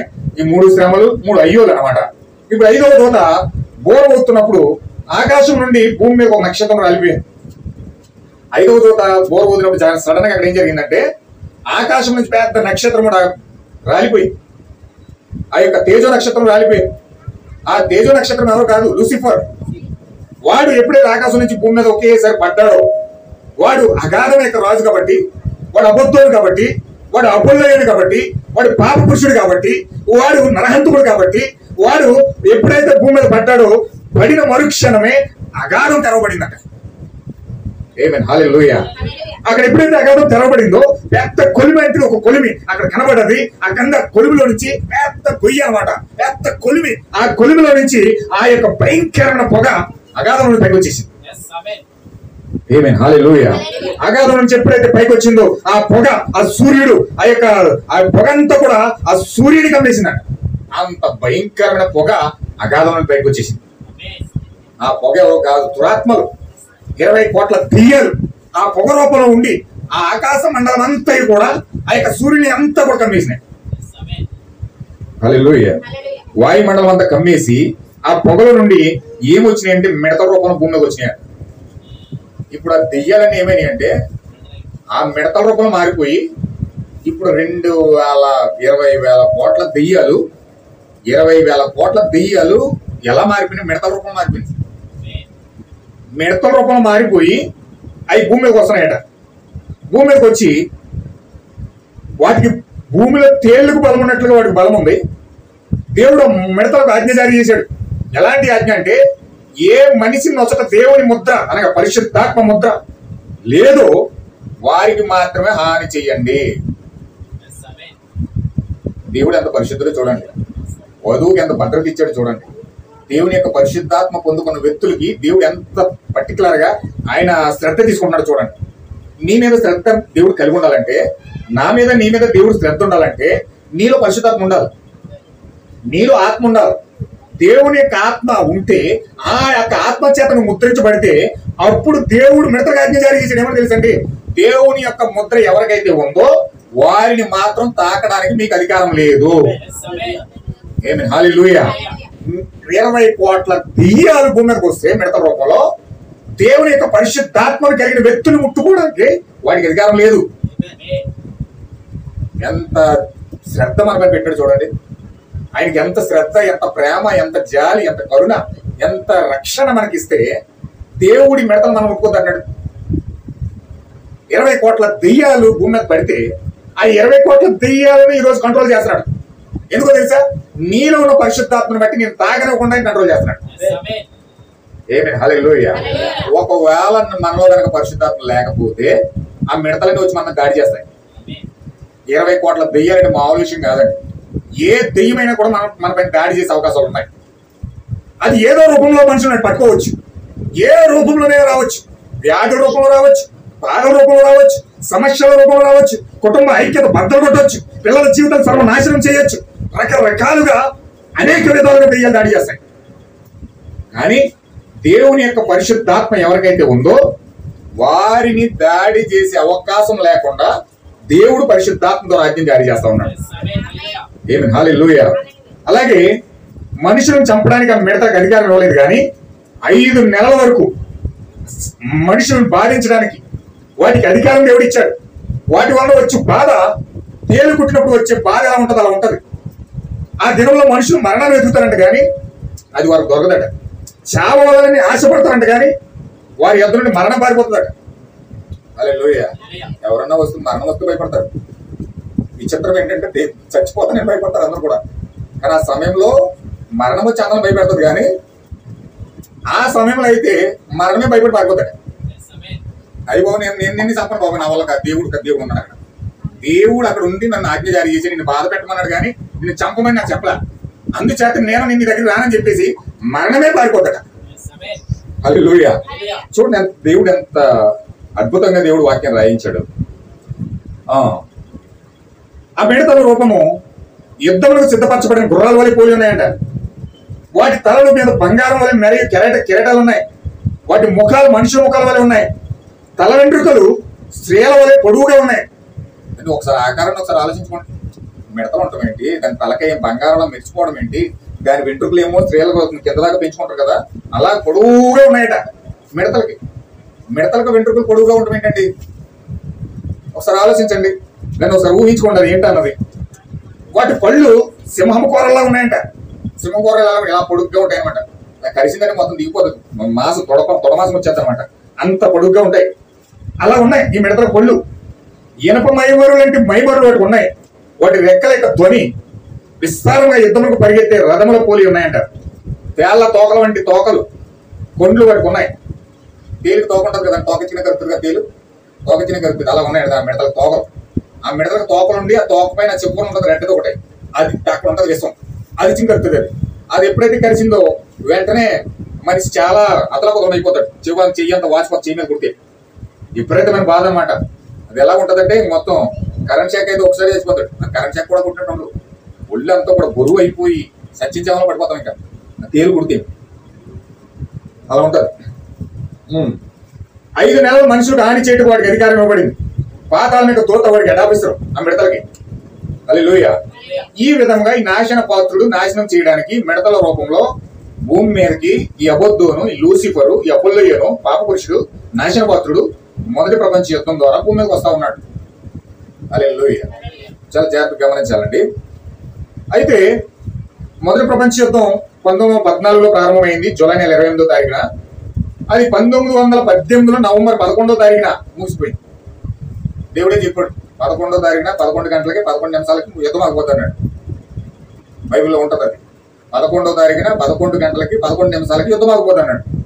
ఎలాగైతే అలా చెప్పాడు, అదే సమయానికి నవంబర్ 11వ తారీఖున 11 గంటలకి 11 నిమిషాలకి యుద్ధం ఆగిపోయి అప్పుడే సంతకం చేశాడు అతను, అమెరికా ప్రెసిడెంట్. హల్లెలూయా. బైబిల్ ఏదైతే చెప్పింది అదే జరుగుతుంది అక్కడ. ప్రపంచ యుద్ధాలు బైబిల్ ఏదైతే రాసి పెట్టాడు అదే జరుగుతుంది, ఆ టైమే జరుగుతుంది. ఏ టైంలో ఒక సెకండ్ అటు వెళ్తాడు, ఒక సెకండ్ ఇటు వెళ్తలేదు. ఏదైతే దేవుడు చెప్పాడు అదే అక్కడ జరిగింది. హల్లెలూయా. ఇది మహాయుద్ధం, గ్రేట్ వార్ అన్నమాట. ఇది ఐరోపా ఖండంలో జరిగింది. ఇంచుమించు 7 కోట్ల మంది సైనికులు యుద్ధంలో పాల్గొన్నారట. 7 కోట్ల మంది యుద్ధంలో పాల్గొన్నారట. ఇంచుమించు 90 లక్షల మంది సైనికులు యుద్ధంలో చచ్చిపోయారు. 90 లక్షల మంది సైనికులు చచ్చిపోయారు. 70 లక్షల మంది పౌరులు చనిపోయారట. అసలు యుద్ధానికి కారణం ఏమిటంటే ఆస్ట్రియాకు చెందిన ఆర్చ్ డ్యూక్ ఫ్రాన్స్ ఫెర్డినాండ్ అనే వ్యక్తి హత్య చేయబడ్డాడు. ఈ హత్య యుద్ధాలకు కారణమైపోయి యుద్ధము మొదటి ప్రపంచ యుద్ధం ప్రారంభమైంది. యుద్ధాలు ఎప్పుడు కూడా హత్యలతోనే ప్రారంభం అవుతాయి. చాలా జాగ్రత్తగా మీరు గమనించాల్సి సుమా. యుద్ధాలు ఎప్పుడు కూడా హత్యలతోనే ప్రారంభం అవుతాయి. ఎవరు చంపారో తెలీదు, పెట్టినట్టు అనే వ్యక్తిని చంపేసి పడేశారు. అతను ఒక పెద్ద దేశానికి ప్రెసిడెంట్ అండి. అతను ఒక దేశానికి ప్రెసిడెంట్. అతను ఆ వ్యక్తిని చంపేసి ఒక అనామకుడు వల్ల రోడ్డు పక్కన పడేశారు. ఎప్పుడైతే అలా పడేశారో ఈ యొక్క యుద్ధం ఇదొక ప్రమాదమే, యుద్ధమే హత్యే యుద్ధంలో కూడా మారిపోయింది. హల్లెలూయా. రెండవ ప్రపంచ యుద్ధంలో కూడా హత్యే కారణం. మూడవ ప్రపంచ యుద్ధంలో కూడా ఈ కాలమే ప్రవక్త అన్నాడు, ఎప్పుడైతే మోషే ఏలీయా హత్య చేయబడతారో వాళ్ళు హత్యగా రోడ్డు మీద హత్య చేయబడి వాళ్ళు ఎప్పుడైతే అలా హత్య చేయబడతారో మూడవ ప్రపంచ యుద్ధానికి ప్రారంభం. అది మూడవ ప్రపంచ యుద్ధం ఎప్పుడు ప్రారంభం అవుతుందండి? మోషే ఏలీయా ఎప్పుడు హత్య చేసేస్తారు, చంపేస్తారు, నడి రోడ్డు మీద చంపేస్తారు. అందరూ టీవీలో లైవ్ చూస్తారు. 3 రోజులు శవాలు అలాగే ఉంటాయి. 3 రోజుల తర్వాత శవాలు ఆటోమేటిక్ గా జీవం పొందుకు లేచి ఎంతపడిపోతాయి, ఎగిరిపోతాయి. ఇలాగ లైవ్ లో చూస్తూ ఉంటారు ప్రజలందరూ. ఆ హత్య చేయబడమే మూడవ ప్రపంచ యుద్ధానికి ప్రారంభం అన్నమాట. మొదటి ప్రపంచ యుద్ధము పెట్టినట్టనే ఒక వ్యక్తి చచ్చిపోయాడు. ఆ యొక్క చావుతో మొదటి ప్రపంచ యుద్ధం ప్రారంభమైంది. రెండవ ప్రపంచ యుద్ధం కూడా అలాగే ప్రారంభమైంది. మూడవ ప్రపంచ యుద్ధం కూడా అలాగే ప్రారంభం అవుతుంది. హల్లెలూయా. అయితే ఇప్పుడు 6వ బోర రెండవ ప్రపంచ యుద్ధం జరుగుతూ ఉంది. 7వ బోర మూడవ ప్రపంచ యుద్ధం. 5వ బోర మొదటి ప్రపంచ యుద్ధం, 5వ బోర 6వ బోర రెండవ ప్రపంచ యుద్ధం, 7వ బోర మూడవ ప్రపంచ యుద్ధం. ఈ యొక్క 5, 6, 7 యుద్ధాలు చెప్పడానికే ఎగురుచున్న పక్షిరాజు ఆకాశ మధ్యంలో ఎగురుతూ అయ్యో అయ్యో అయ్యో అని పలికింది. ఈ యొక్క 3 శ్రమలు, 3 ప్రపంచ యుద్ధాలు ఏ విధంగా జరగబోతా ఉన్నాయో, రాబోతున్నాయో ఈయన ప్రపంచానికి ఆ 7 దర్శనాలు చూసి 5, 6, 7 దర్శనాలు 3 ప్రపంచ యుద్ధాలుగా డిక్లేర్ చేసి ప్రపంచానికి తెలియజేశాడే. హల్లెలూయా. అయితే ఇప్పుడు బూర్ల పండుగ మనం చూద్దాం. ఈ బూర్లు ఏ విధంగా మోగుతున్నాయి అన్నది మనం లేవీకాండంలో చూసాం. 23వ అధ్యాయంలో అక్కడ 23వ అధ్యాయంలో 7 పండుగలు ఉన్నాయి. 7 పండుగలకి సాదృశ్యంగా కనబడుతున్న పెంతెకొస్తు పండుగ ఇప్పుడు 7 పండుగలు అక్కడ కనబడతా ఉన్నాయి. 7 పండుగలు 4వ పండుగ సంఘకాలాలుగా కనబడతా ఉంది. ఇప్పుడు సంఘకాలాలు అయిపోయిన తర్వాత ఏం ప్రారంభం అవుతుందంటే బోర్లు ప్రారంభం అవుతా ఉంది. అంటే సంఘకాలాలు ఎప్పుడైతే ముగించబడ్డాయో ఈ సంఘకాలం ముగించబడిన తర్వాత ఇక్కడ బోర్లు ప్రారంభం అవుతూ ఉన్నాయి. హల్లెలూయా. ఈ బోర్ల పండుగ ఎప్పుడు ప్రారంభం అవుతుంది? బైబిల్లో లేవీకాండంలో 7వ నెలలో స్టార్ట్ అవుతుంది. అది జూలై నెల 15వ తారీఖున ప్రారంభం అవుతుంది అనమాట. ధర్మశాస్త్రం, లేవియా ధర్మశాస్త్రం ప్రకారం బోర్ల పండుగ ఎప్పుడు స్టార్ట్ చేస్తారంటే 7వ నెలలో జూలై 15వ తారీఖున స్టార్ట్ అవుతుంది. 7వ నెల అంటే జూలై నెల. జూలై 15వ తారీఖున ఈ యొక్క బోర్ల పండుగ చేసుకుంటారు అనమాట. ఇప్పుడు లేవీకాండం 23వ అధ్యాయంలో 23వ వచనం మనం చదివాం. ఇక్కడ మోషే ఇజ్రాయేల్కి 7 పండుగలు ఇక్కడ కనబడతా ఉన్నాయి. 7 పండుగల్లో అందులో మనకి జ్ఞాపకార్థ శృంగధని మనకి అక్కడ కనబడతా ఉంది. ఈ జ్ఞాపకార్థ శృంగధని మనం ఇక్కడ బోర్ల పండుగ మనం చూపిస్తా ఉన్నాం. పరిశుద్ధ సంఘంగా అక్కడ అందరూ కూడా కూడాలి. హల్లెలూయా. ఇప్పుడు ఈ యొక్క బోర్ల పండుగ అంటే ఏంటంటే ఇజ్రాయేల్ అందరూ కూడా కూడుకొని ఒక సమయం వాళ్ళందరూ ఎక్కడ కూడుకుంటారు, అదే బోర్ల పండుగ. ఇజ్రాయేల్ అందరూ ఒక సమూహముగా, ఒక దేశముగా ఏర్పడి వాళ్ళందరూ కూడా ఎక్కడైతే ఆరాధన చేస్తారో అదే బోర్ల పండుగ. హల్లెలూయా. అంటే బోర్లు అంటే ఎప్పుడైతే ఇజ్రాయేల్ ఒక దేశంగా ఏర్పడుతుంది, ఇజ్రాయేల్ ఒక దేశంగా ఏర్పడి వారు దేవుని యొక్క బోర్లు విని, స్వరం విని వాళ్ళు ఎప్పుడైతే ఒక దేశంగా ఏర్పరచబడ్డారో అదే బోర్ల పండుగ అని చెప్తా ఉన్నాడు. అంటే వాళ్ళు బోర్ల పండుగ దేశంగా ఏర్పరచబడ్డారంటే ఖచ్చితంగా అన్యజనుల్లో వధువు కూడా దేవుని యొక్క శరీరముగా ఏర్పరచబడతా ఉంది. హల్లెలూయా. ఇజ్రాయేల్ ఒక దేశంగా ఏర్పరచబడుతుంది, అన్యజనులు వధువు ఒక శరీరంగా ఏర్పరచబడుతుంది. హల్లెలూయా. ఇజ్రాయేల్ ప్రజలందరూ అక్కడ ఒక దేశంగా ఏర్పరచబడతా ఉన్నారు. అన్యజనులు ఒక వధువు ఒక మర్మయుక్తమైన శరీరంగా ఏర్పరచబడతా ఉంది. అంటే అక్కడ దేశంగా ప్రజలందరూ ఏర్పరచబడతా ఉంటే అన్యజనుల్లో వధువు ఒక మర్మయుక్తమైన దేశంగా ఏర్పరచబడతా ఉంది. మర్మయుక్తంగా ఏర్పడే దేశం ఏంటంటే వధువు అయి ఉంది. ఇది మర్మయుక్తమైన శరీరం. ఈ మర్మయుక్తమైన శరీరం దేశంగా వధువు అన్యజనులు ఏర్పరచబడతా ఉంటే ఇజ్రాయేల్ ఒక దేశంగా ఏర్పరచబడతా ఉన్నారు. వీళ్ళని ఏర్పాటు చేసేది ఒక బోర, వాళ్ళని ఏర్పాటు చేసేది ఒక బోర. హల్లెలూయా. ఎప్పుడైతే ప్రవక్త 6 ముద్రలు విప్పి 7వ ముద్ర విప్పడానికి సిద్ధపడతా ఉన్నాడో ఆ యొక్క 6 ముద్ర 7వ ముద్ర మధ్యలో అక్కడ బోర్లన్నీ ఓదపడిపోయినాయి. ఎందుకు బోర్లు ఓదపడ్డాయి అంటే ఎప్పుడైతే బోర్ల యొక్క స్వరం విన్నారో 6, 7 ముద్రల మధ్యలో అక్కడ దేశం అంతా కూడా ఇరాక్, జపాన్, జర్మనీలో ఉన్న ఇజ్రాయెల్ ప్రజలందరూ హిట్లర్ ద్వారా ప్రేరేపించబడిన వారే వాళ్ళందరూ కూడా 1947లో దేశంగా ఏర్పరచబడ్డారు వెళ్ళిపోయి. హల్లెలూయా. అంటే ఎప్పుడైతే అదే సమయం 1900 కరెక్ట్గా 1933లో 7 దర్శనాలు వచ్చినాయండి. 1947లో దూత వచ్చింది దర్శించింది. 1947లో దూత వచ్చి దర్శించి ప్రవర్తన లేపిన పైకి చూడండి. మీకు మెసేజ్లో విలియం బ్రహ్మ్ మెసేజ్ 1947 నుంచి రికార్డ్ అయినాయి. ఆయన మెసేజ్ మొట్టమొదటి మెసేజ్ ఏంటంటే విశ్వాసం ఒక పదార్థం అనే మెసేజ్ బోధించాడు. ఎక్కడి నుంచి స్టార్ట్ అయినాయంటే అవన్నీ కూడా 1947 నుంచి స్టార్ట్ అయింది. అంటే ప్రభు యొక్క దూత 1947లో ప్రవక్త దగ్గరికి వచ్చి ఆ దూత దర్శనము 5వ దర్శనము నెరవేరబడుతుంది, నువ్వు ఎలర్ట్ గా ఉండు, నువ్వు ఎప్పుడైతే ఈ యొక్క దర్శనాన్ని ప్రజలు చూపిస్తావో, ఇప్పుడు ఈ దూత ఎప్పుడైతే అరిచిందో పక్షిరాజు, ఎగురుచున్న పక్షిరాజు ఆకాశ మధ్యలో ఏర్పడిందో 6వ మంత్రం 7వ మంత్రం మధ్యలో 6కి 7కి మధ్యలో మర్మయుక్తమైన వధు యొక్క శరీరం అన్యజనుల్లో తయారవుతుంది. దేశంగా ఇజ్రాయెల్ దేశం ఏర్పరచబడతా ఉంది. హల్లెలూయా. జాగ్రత్తగా మనం గమనించాలి. అక్కడ బోర్ల పండుగ ఎప్పుడైతే జరుగుతుందో ఇజ్రాయెల్ దేశంగా ఏర్పరచబడదు. ఇజ్రాయెల్ దేశము అప్పుడు దాకా దేశం లేదండి, స్వాతంత్రం లేదు, వాళ్ళకి దేశంగా లేరు. అయితే ఎప్పుడైతే బోర ఊదపడ్డదో, 5వ బోర ఎప్పుడైతే ఊదపడ్డదో, ఆ హిట్లర్ ఎప్పుడైతే లేచాడో, ఆ మిడతలు ఎప్పుడైతే భూమిపైకి వచ్చాయో, ఎప్పుడైతే యుద్ధం చేశాయో, అప్పుడు ఆ ఇజ్రాయెల్ దేశం అందరూ కూడా గబగబా చుట్టుపక్కల పారిపోయిన వాళ్ళందరూ కూడా టికెట్లు తీసి విమానాలు ఎక్కేసి వాళ్ళ దేశం వెళ్ళిపోయారు. వాళ్ళ దేశం వెళ్ళిపోయిన తర్వాత ఐక్యరాజ్య సమితిలో వాళ్ళకి ప్రత్యేకంగా దేశంగా ఏర్పాటు చేస్తున్నట్టు 1948లో డిక్లేర్ చేశారు. 1948లో డిక్లేర్ చేసి ఐక్యరాజ్య సమితిలో సభ్యత్వం తీసుకుని వాళ్ళ దేశానికి స్వాతంత్రం ఇచ్చారు. అదే సమయంలో ఇండియా దేశానికి కూడా 1947 స్వాతంత్రం ఇచ్చేసారు. అంటే యుద్ధం జరిగిన తర్వాత గొప్ప విషయం ఏంటంటే అటు ఇజ్రాయెల్కి స్వాతంత్రం వచ్చింది, ఇటు ఇండియాకి స్వాతంత్రం వచ్చింది. అంటే ఇజ్రాయెల్కి ఇండియాకి ఒక అవినాభావ సంబంధం ఉందని దేవుని యొక్క దృష్టిలో ఒక అవినాభావ సంబంధం ఉంది. ఇండియా మీద ప్రత్యేకమైన దృష్టి పెట్టాడు ఆయన. ఇజ్రాయెల్ ఎలాంటి దృష్టి పెట్టాడో అదే దృష్టి ఇండియా మీద ఉంది. హల్లెలూయా. 5వ దర్శనం 5వ ప్రపంచ యుద్ధం దేవుడు జరిగించడం ఏంటి? ఆ యుద్ధం అయిపోయిన తర్వాత దేవుడు ఇండియాకి నెక్స్ట్ ఆ యొక్క ఇజ్రాయెల్ కి స్వాతంత్రాలు ప్రకటించడం ఏంటి? ఓ సంవత్సరం అట్లో 1947లో మనకు వచ్చింది, 1948లో వాళ్ళకి స్వాతంత్రం వచ్చింది. హల్లెలూయా.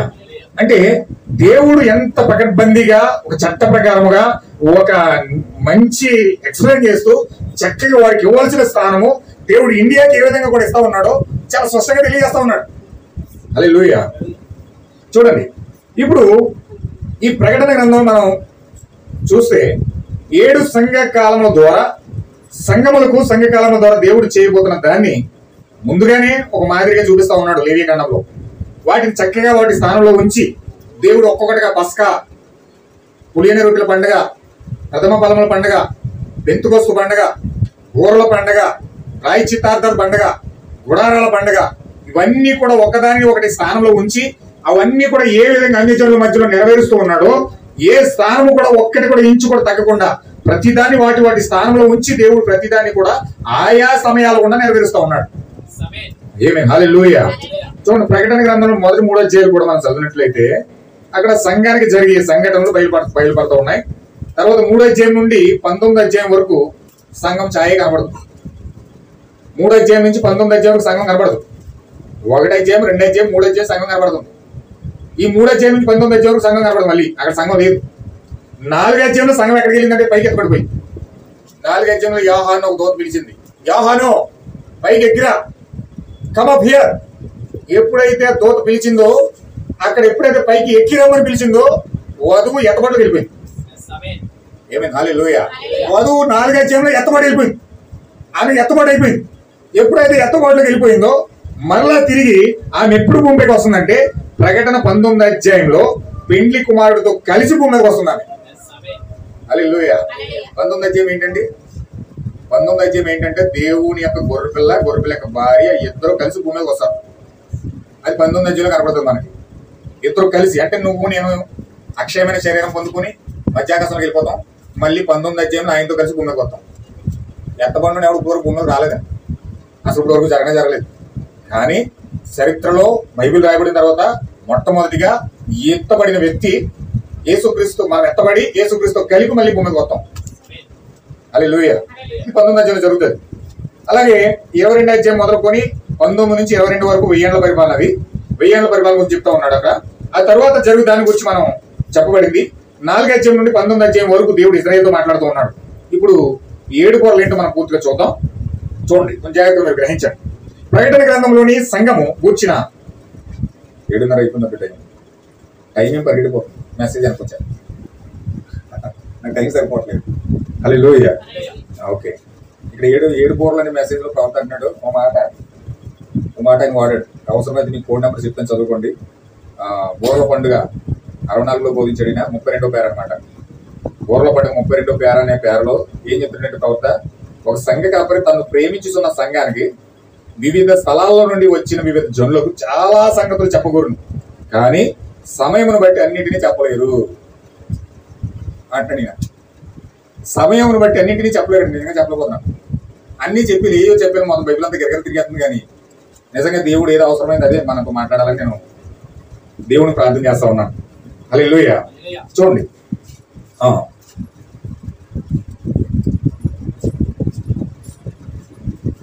ప్రకటన గ్రంథంలోని సంఘాన్ని గురించి మా అంశం మనం ముగించినప్పుడు అందులో ఉన్న మర్మములన్నింటినీ పరిశుద్ధాత్మ బయలుపరిచి మర్మములను మనకు 7వ దూత ద్వారా ప్రత్యక్షపరిచాడు.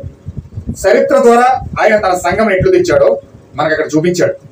దేవుడు 7 సంఘకాలలో సంఘములకు ఏమి చేశాడో దాన్ని నచ్చిన ప్రారంభ దశలో ఉన్న లేదా ఆసియా మైనర్ వరకు ఛాయగా చూపించాడు. ఇవన్నీ కూడా ఎప్పుడైతే ప్రభు యొక్క దూత మనకు సంధిస్తాడో పరిశుద్ధ గ్రంథం ఒక నూతన గ్రంథంగా మారిపోతాడు. హల్లెలూయా. మిగిలిన వాళ్ళకి అందరికీ ఎప్పుడు వదిలేస్తారా భాష గారు అనిపిస్తుంది. హల్లెలూయా. ఎప్పుడు ఇంటికి వెళ్ళిపోదాం అనిపిస్తుంది.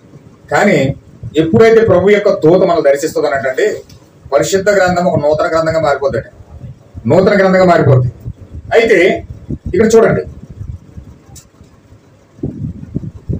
సంఘము, సంఘ సంస్కర్తలు ఇంకా తదితర విడిచిపెట్టిన సంగతులన్నింటినీ ఇప్పుడు 7వ దూత ద్వారా బయలుపరుస్తూ ఉన్నాడు దేవుడు. అదే యేసు క్రీస్తు యొక్క సంపూర్ణ ప్రత్యక్షత. ఇప్పుడు క్రీస్తు యొక్క దాచబడిన మర్మాలన్నీ కూడా 7 సంఘ కాలంలో పూర్తిగా బయలుపరచబడుతున్నాయి. కాలములను మరియు వాటిని పెట్టబడిన స్థానములను మొట్టమొదటిగా 7 సంఘ కాలంలో దేవుడు తెరిచి వాటన్నిటిని కూడా చూపిస్తా ఉన్నాడు. అవి ఏ విధంగా వాటి స్థానంలో అమర్చబడి ఉన్నావో చరిత్ర మరియు పరిశుద్ధ గ్రంథము రెండూ కూడా విశదీకరణ చేస్తా ఉన్నాయి.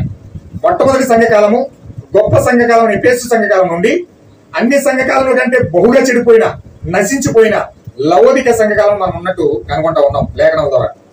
ప్రవక్తలకు బోరల పండుగలో వచ్చిన దర్శనం కోసం ఇక్కడ మాట్లాడుతూ ఉన్నాడు. చూడండి 47వ పేరాలో. మరి ఇప్పుడు కూడా పరిశుద్ధాత్మ ఏ విధంగా నాకు దర్శనం ఇచ్చి మరి ఏమి చెప్పిందో చూడండి.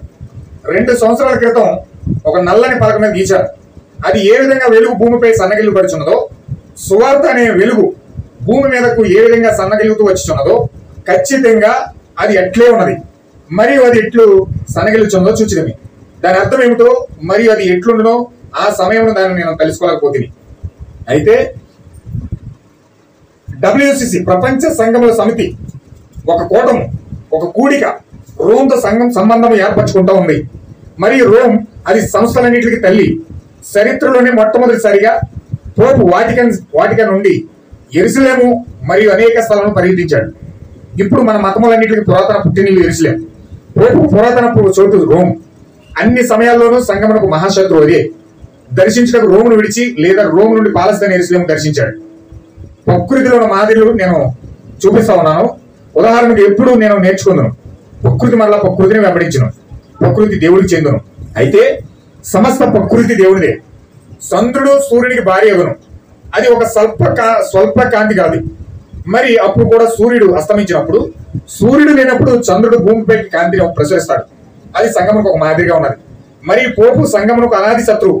రోమును వదిలి యెరూషలేము వెళ్ళినప్పుడు, రోము వదిలి పోపు యెరూషలేము వచ్చాడు. అక్కడ సంగమునకు సింహాసనం అయినది యెరూషలేము, కొత్త యెరూషలేము. ఇప్పుడు అది జరుగుటకు ముందు చంద్రుడు పూర్తిగా నల్లగా మారిపోయాడు. హల్లెలూయా. చూసారా ఇక్కడ ఏం జరిగిందంటే,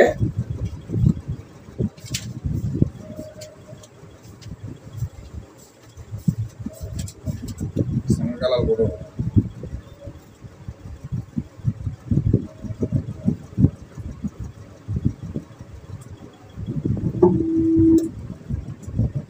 ఆల్రెడీ మీకు చూపించాను. ఇది సంఘకాలాలు చెప్తున్నప్పుడు ప్రవక్త గీసిన చిత్రం అనమాట. కనపడుతుంది కదండి. ఇప్పుడు ఈ ప్రవక్త 7 సంఘకాలాలు ఎందుకు గీసాడంటే, ఇప్పుడు 7 సంఘాలు మొదటి సంఘకాలంలో వెలిగెంత ఉంది, దాంట్లో చీకటి ఇలా ఎంటర్ అయింది. రెండో సంఘకాలంలో వెలుగు ఎంత ఉంది, చీకటి ఇంకా కొంచెం పెద్దదైంది. మూడో సంఘకాలంలో వెలుగు ఇంకా చిన్నదైపోయింది, చీకటి ఇంకా పెద్దగా అయిపోయింది. అలా సంఘకాలం మార్చుకుంటూ చివరి సంఘకాలానికి వచ్చినప్పటికి వెలుగు ఎంతే ఉంది వాక్యం, చీకటి మాత్రం ప్రపంచాన్ని నలిమేసింది. చీకటి అంతా ప్రపంచాన్ని నలిమేసింది, వెలుగు మాత్రం కొంతే ఉంది. అంటే లౌదిక సంఘకాలం వచ్చినప్పటికి ప్రపంచం అంతా భయంకరమైన కట్టిక చీకటిలోకి వెళ్ళిపోతుంది అనమాట. హల్లెలూయా. అంటే కట్టిక చీకటిలోని సంఘం వెళ్ళిపోతుంది. దానికి సాదృశ్యం ఏంటంటే 7వ సంఘకాలం లౌదిక సంఘకాలంలో పోపు కోసం ఎందుకు చెప్తున్నామంటే, అసలు నిజమైన దేవుని సంఘానికి వ్యతిరేక ఎవరంటే, అనాదిగా శత్రువుగా భావించబడుతున్న వ్యక్తి ఎవరంటే పోపు అయి ఉన్నాడు. దేవుని సంఘానికి శత్రువు ఎవరండి? దేవుని సంఘానికి శత్రువు కమ్యూనిజమో, లేకపోతే రాజకీయమో, లేకపోతే మతమో కాదండి. దేవునికి సంఘానికి నిజమైన శత్రువు పోపు. ఆ యొక్క అక్కడి నుంచి వస్తున్న అబద్ధ బోధలన్నీ కూడా ఏ వ్యక్తి అయితే స్వీకరిస్తాడో, ఇక్కడ ఈ రోమ్ నుంచి ఎప్పుడైతే పోపు విడిచిపెట్టి యెరూషలేం దేశం వెళ్ళాడో, పోపు యెరూషలేంలో అడుగు పెట్టేటోడికి చంద్రుడు భయమేసి చీకట్లో వెళ్ళిపోయాడు. చంద్రుడు నల్ల చీకట్లో కికామండలంలోకి వెళ్ళిపోయాడు. అంటే చీకటిగా మారిపోయాడు చంద్రుడు. పోపు యెరూషలేంలోకి ఇలా అడుగు పెట్టాడు, మొత్తం యెరూషలేం అంతా చీకటి అయిపోయాడు, గట్టిగా చీకట్లో వెళ్ళిపోయాడు. అంటే చంద్రుడు వెనక్కి వెళ్ళిపోయాడు, లోపల దాక్కున్నాడు పోపు చూసి. అంటే సంఘం అంటే చంద్రుడు అంటే సంఘానికి సాదృశ్యం, చంద్రుడు అంటే సంఘానికి సాదృశ్యం. ఇప్పుడు ఈ సంఘము చీకట్లోకి వెళ్ళిపోతుంది. ఇప్పుడు పోపు అడుగు పెట్టినాం. హల్లెలూయా. నీ జీవితంలో కూడా రోమన్ క్యాథలిక్ సిద్ధాంతాలు ఏవైతే ఉన్నాయో అవి నువ్వు యాక్సెప్ట్ చేసినప్పుడు నీవు కూడా చీకట్లోనే ఉన్నావు. నువ్వు చీకటి సంబంధి. రోమన్ క్యాథలిక్ సిద్ధాంతాలు తెలుసు కదా మీకు. ఎందుకు పూర్తిగా మనం విమర్శిస్తున్నామో, ఎందుకు మనం దానికోసం మాట్లాడుతున్నామో, కాబట్టి ఇక్కడ కొన్ని విషయాలు మాట్లాడుతున్నాడు. మనం ఎదరికి వెళ్ళాక దాన్ని కొన్ని కనుక్కుంటాం మనం. ఇప్పుడు రోమన్ క్యాథలిక్ సిద్ధాంతమే త్రిత్వము, త్రియేక దేవుడు అంటారు. లేకపోతే స్త్రీ బోధ రోమన్ క్యాథలిక్ సిద్ధాంతం ద్వారా వచ్చింది. లెంట్ దినాలు రోమన్ క్యాథలిక్ సిద్ధాంతం ద్వారా వచ్చినాయి. క్రిస్మస్ 40 రోజుల శ్రమల కాలాలు, భస్మ బుధవారాలు, ఇవన్నీ కూడా కలిపి చెరిపి మరియమ్మ ఆరాధన, మేరీ ఆరాధన, బాలయేసు ఆరాధన, జపమాల, విశ్వాస ప్రమాణాలు, బాల్య వివాహాలు, దివ్య సప్రసాదాలు, ఇంకా చిన్నప్పుడే ఒళ్ళో ఉండగానే బాప్తిజం ఇచ్చేస్తారు, ఒళ్ళో ఉండగానే చిలకని బాప్తిజం ఇచ్చేస్తారు, చిన్నపిల్లలకు బాప్తిసాలు, ఇవన్నీ కూడా ప్రవేశపెట్టి బైబిల్కు వ్యతిరేకంగా పూర్తి విరుద్ధంగా శాసనాలను సిద్ధాంతాలను సంఘంలో ప్రవేశపెట్టిన సంఘం ఏంటంటే రోమన్ క్యాథలిక్ సంఘం. హల్లెలూయా. చిన్నపిల్లలు ఎవరైనా బాప్తిజం తీసుకుంటే, ఇప్పుడు బాప్తిజం అంటే ఏంటండి? బాప్తిజం అంటే ఏంటి అంటే, ఒక వ్యక్తి పరిపూర్ణంగా మారు మనసు పొందుకొని యేసుక్రీస్తు యొక్క కల్వరిని చూసి పాపాలను ఒప్పుకొని అతను మారు మనసు పొందుకొని పశ్చాత్తాపడి వెళ్ళి ప్రభువైన యేసుక్రీస్తు బాప్తిజం పొందుకుంటాడు. అంతేనండి. బాప్తిజం దేన్ని తీసుకుంటాడు? తన పాపాలని ఒప్పుకొని పశ్చాత్తాపడి, ప్రభు ఇవన్నీ నేను చేశాను, నన్ను క్షమించు, ఇంకా నేను చేయను, నీ వాక్యానుసారంగా నడుస్తానని చెప్పి ప్రమాణం చేసి దేవుడి దగ్గర బాప్తిజం తీసుకుంటాడు. అప్పుడే పుట్టిన చిన్న పిల్లల్ని తీసుకెళ్లి బాప్తిజం ఇచ్చేస్తున్నాడు, చిలకడ బాప్తిజం. వాళ్ళు ఏ పాపాలు ఒప్పుకుంటారు కదా? అసలు పాపం అంటే తెలుసా? అసలు పాపం అంటే పిల్లకి ఎప్పుడు తెలుస్తుందని 12 సంవత్సరాల తర్వాత మంచి చెడులు వివేచించే జ్ఞానం వస్తుందట. 12 సంవత్సరాల తర్వాత వాళ్ళకి మంచి చెడులు వివేచించే జ్ఞానం వస్తుందట. 12 సంవత్సరాల తర్వాత. అందుకే 12 సంవత్సరాల తర్వాత వాళ్ళకి మంచి చెడులు వివేచించే జ్ఞానం వస్తుంది కనుక వారితో కొంచెం జాగ్రత్తగా వారికి నేర్పించి, వాక్యం నేర్పించి, సత్యం నేర్పించి వాళ్ళని జాగ్రత్తగా వాక్యం నడిపించాలి. కానీ వీళ్ళు ఏం ప్రవేశపెట్టారు తెలుసండి? చిన్నప్పుడే బాప్తిజాలు, దివ్య సప్రసాదం అని చెప్పి ఒళ్ళో ఉండగానే 3 చుక్కలు చేస్తారు, ఒళ్ళో ఉండగానే 3 చుక్కలు చేస్తారు, బాప్తిజం అయిపోయింది. లేకపోతే బాలయేసుని ఆరాధించడం, మరియమ్మను ఆరాధించడం, లేకపోతే జపమాల 52 పూసలు ఉంటాయి, జపమాల చెప్పడం, 52 సార్లు ప్రమాణాలు చెప్పాలి. మంగళవార్త జపమని ఉంటుంది, మంగళవార్త చెప్పమంటే మరియమ్మకు అనమాట. విశ్వాస ప్రమాణం అంటది, చచ్చిపోయిన పరిశుద్ధులందరికీ విశ్వాస ప్రమాణం చెప్పాలి.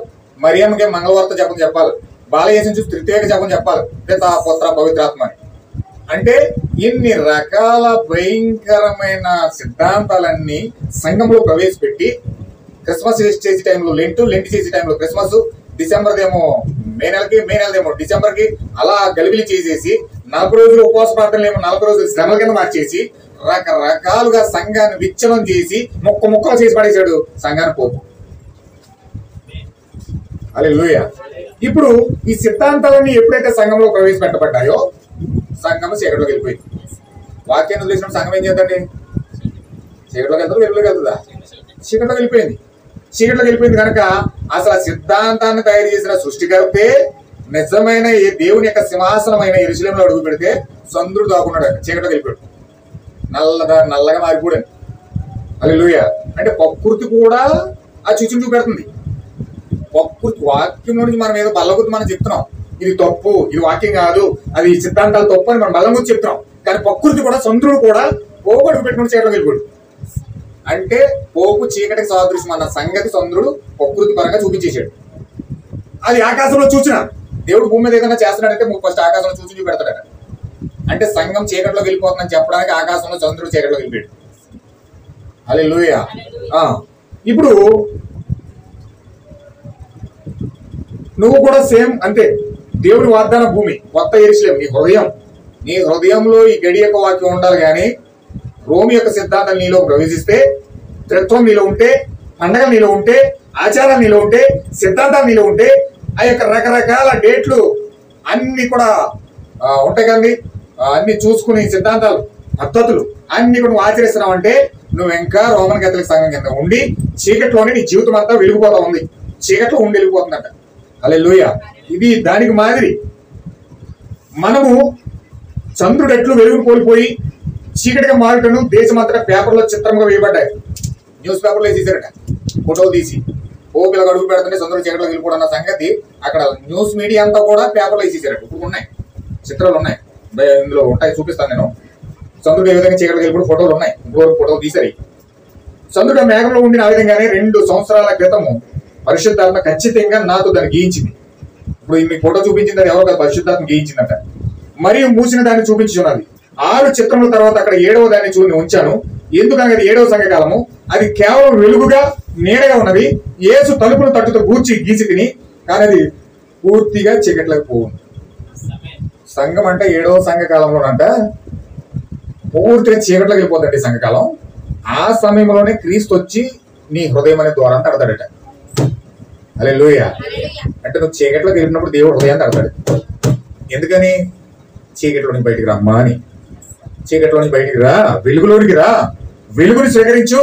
నేను ఈ కొరకు వెలుగు తీసుకొచ్చాను, లోకమునకు వెలుగు నేనే, ఆయన వాక్యమే వెలుగై ఉన్నది అని చెప్పడానికి దేవుడు దూరం తడతాడు.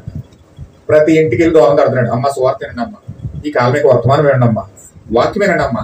అబ్బే నేను చీకట్లోనే ఉంటాను, నాకు చీకటి అంటే చాలా ఇష్టం, నేను చీకటి సంబంధిని అని చెప్పి ఆ చీకట్లోనే మక్కిపోవడానికి చీకటి సంబంధాలు ఇష్టపడతారట. ఎందుకంటే లౌకిక సంఘాల ప్రపంచం మొత్తం కూడా చీకట్లోకి వెళ్ళిపోయింది. చంద్రుడు చీకట్లోకి వెళ్ళిపోయాడు. చీకటి భయం. జనులు చీకటిని ప్రేమిస్తారు కానీ వెలుగును ప్రేమించలేదు. చీకటి కార్యాలను ప్రేమిస్తారు కానీ. చూడండి, దొంగతనం చేసినాడు ఎవరైనా వెలుగులో చేస్తాడండి? దొంగగా వచ్చిన వెలుగులో చేస్తాడే? ఎవరైనా వ్యభిచారం చేస్తున్నారు, తప్పు చేస్తున్నారు అనుకోండి, అక్రమ సంబంధాలు పెట్టుకున్నారు, వెలుగులో చేస్తారంటే అందరూ ఇది కూడా చేస్తారా? హల్లెలూయా. అంటే చీకటి కార్యాలను మొంతా కూడా ఉన్నాడు అనుకోండి, ఒక బాటిల్ అంటే చీకటిలోకి వెళ్ళిపోతాడు. తప్పు చేసినప్పుడు ఎవరైనా సరే చీకటిలోనే చేస్తారు, వెలుగులో చేయడానికి ఇష్టపడదు. అంటే చీకటి సంబంధం అన్న సంగతి వాడికి వాడే రుజువు చేసుకుంటాడు. అంటే చీకటి కార్యాలన్నీ చీకటిలోనే జరుగుతాయి, వెలుగులో జరగవు. వెలుగులో జరగవండి. అంటే వాళ్ళు చీకటి సంబంధం అన్న సంగతి వాళ్ళ జీవితాన్ని వాళ్ళే ప్రూవ్ చేస్తారు, వాళ్ళు దాన్ని డిక్లేర్ చేస్తారు. హల్లెలూయా. అయితే 2 సంవత్సరాల క్రితం పరిశుద్ధాత్మ దాన్ని నాకు చూపించింది. 7వ సంఘకాలంలో తలుపు తడతా ఉన్నాడట ఆయన. కానీ సంఘంలో చీకట్లో ఉన్నందువలన ఈ రోజు ఇక్కడ 10 మంది ఉన్నాం.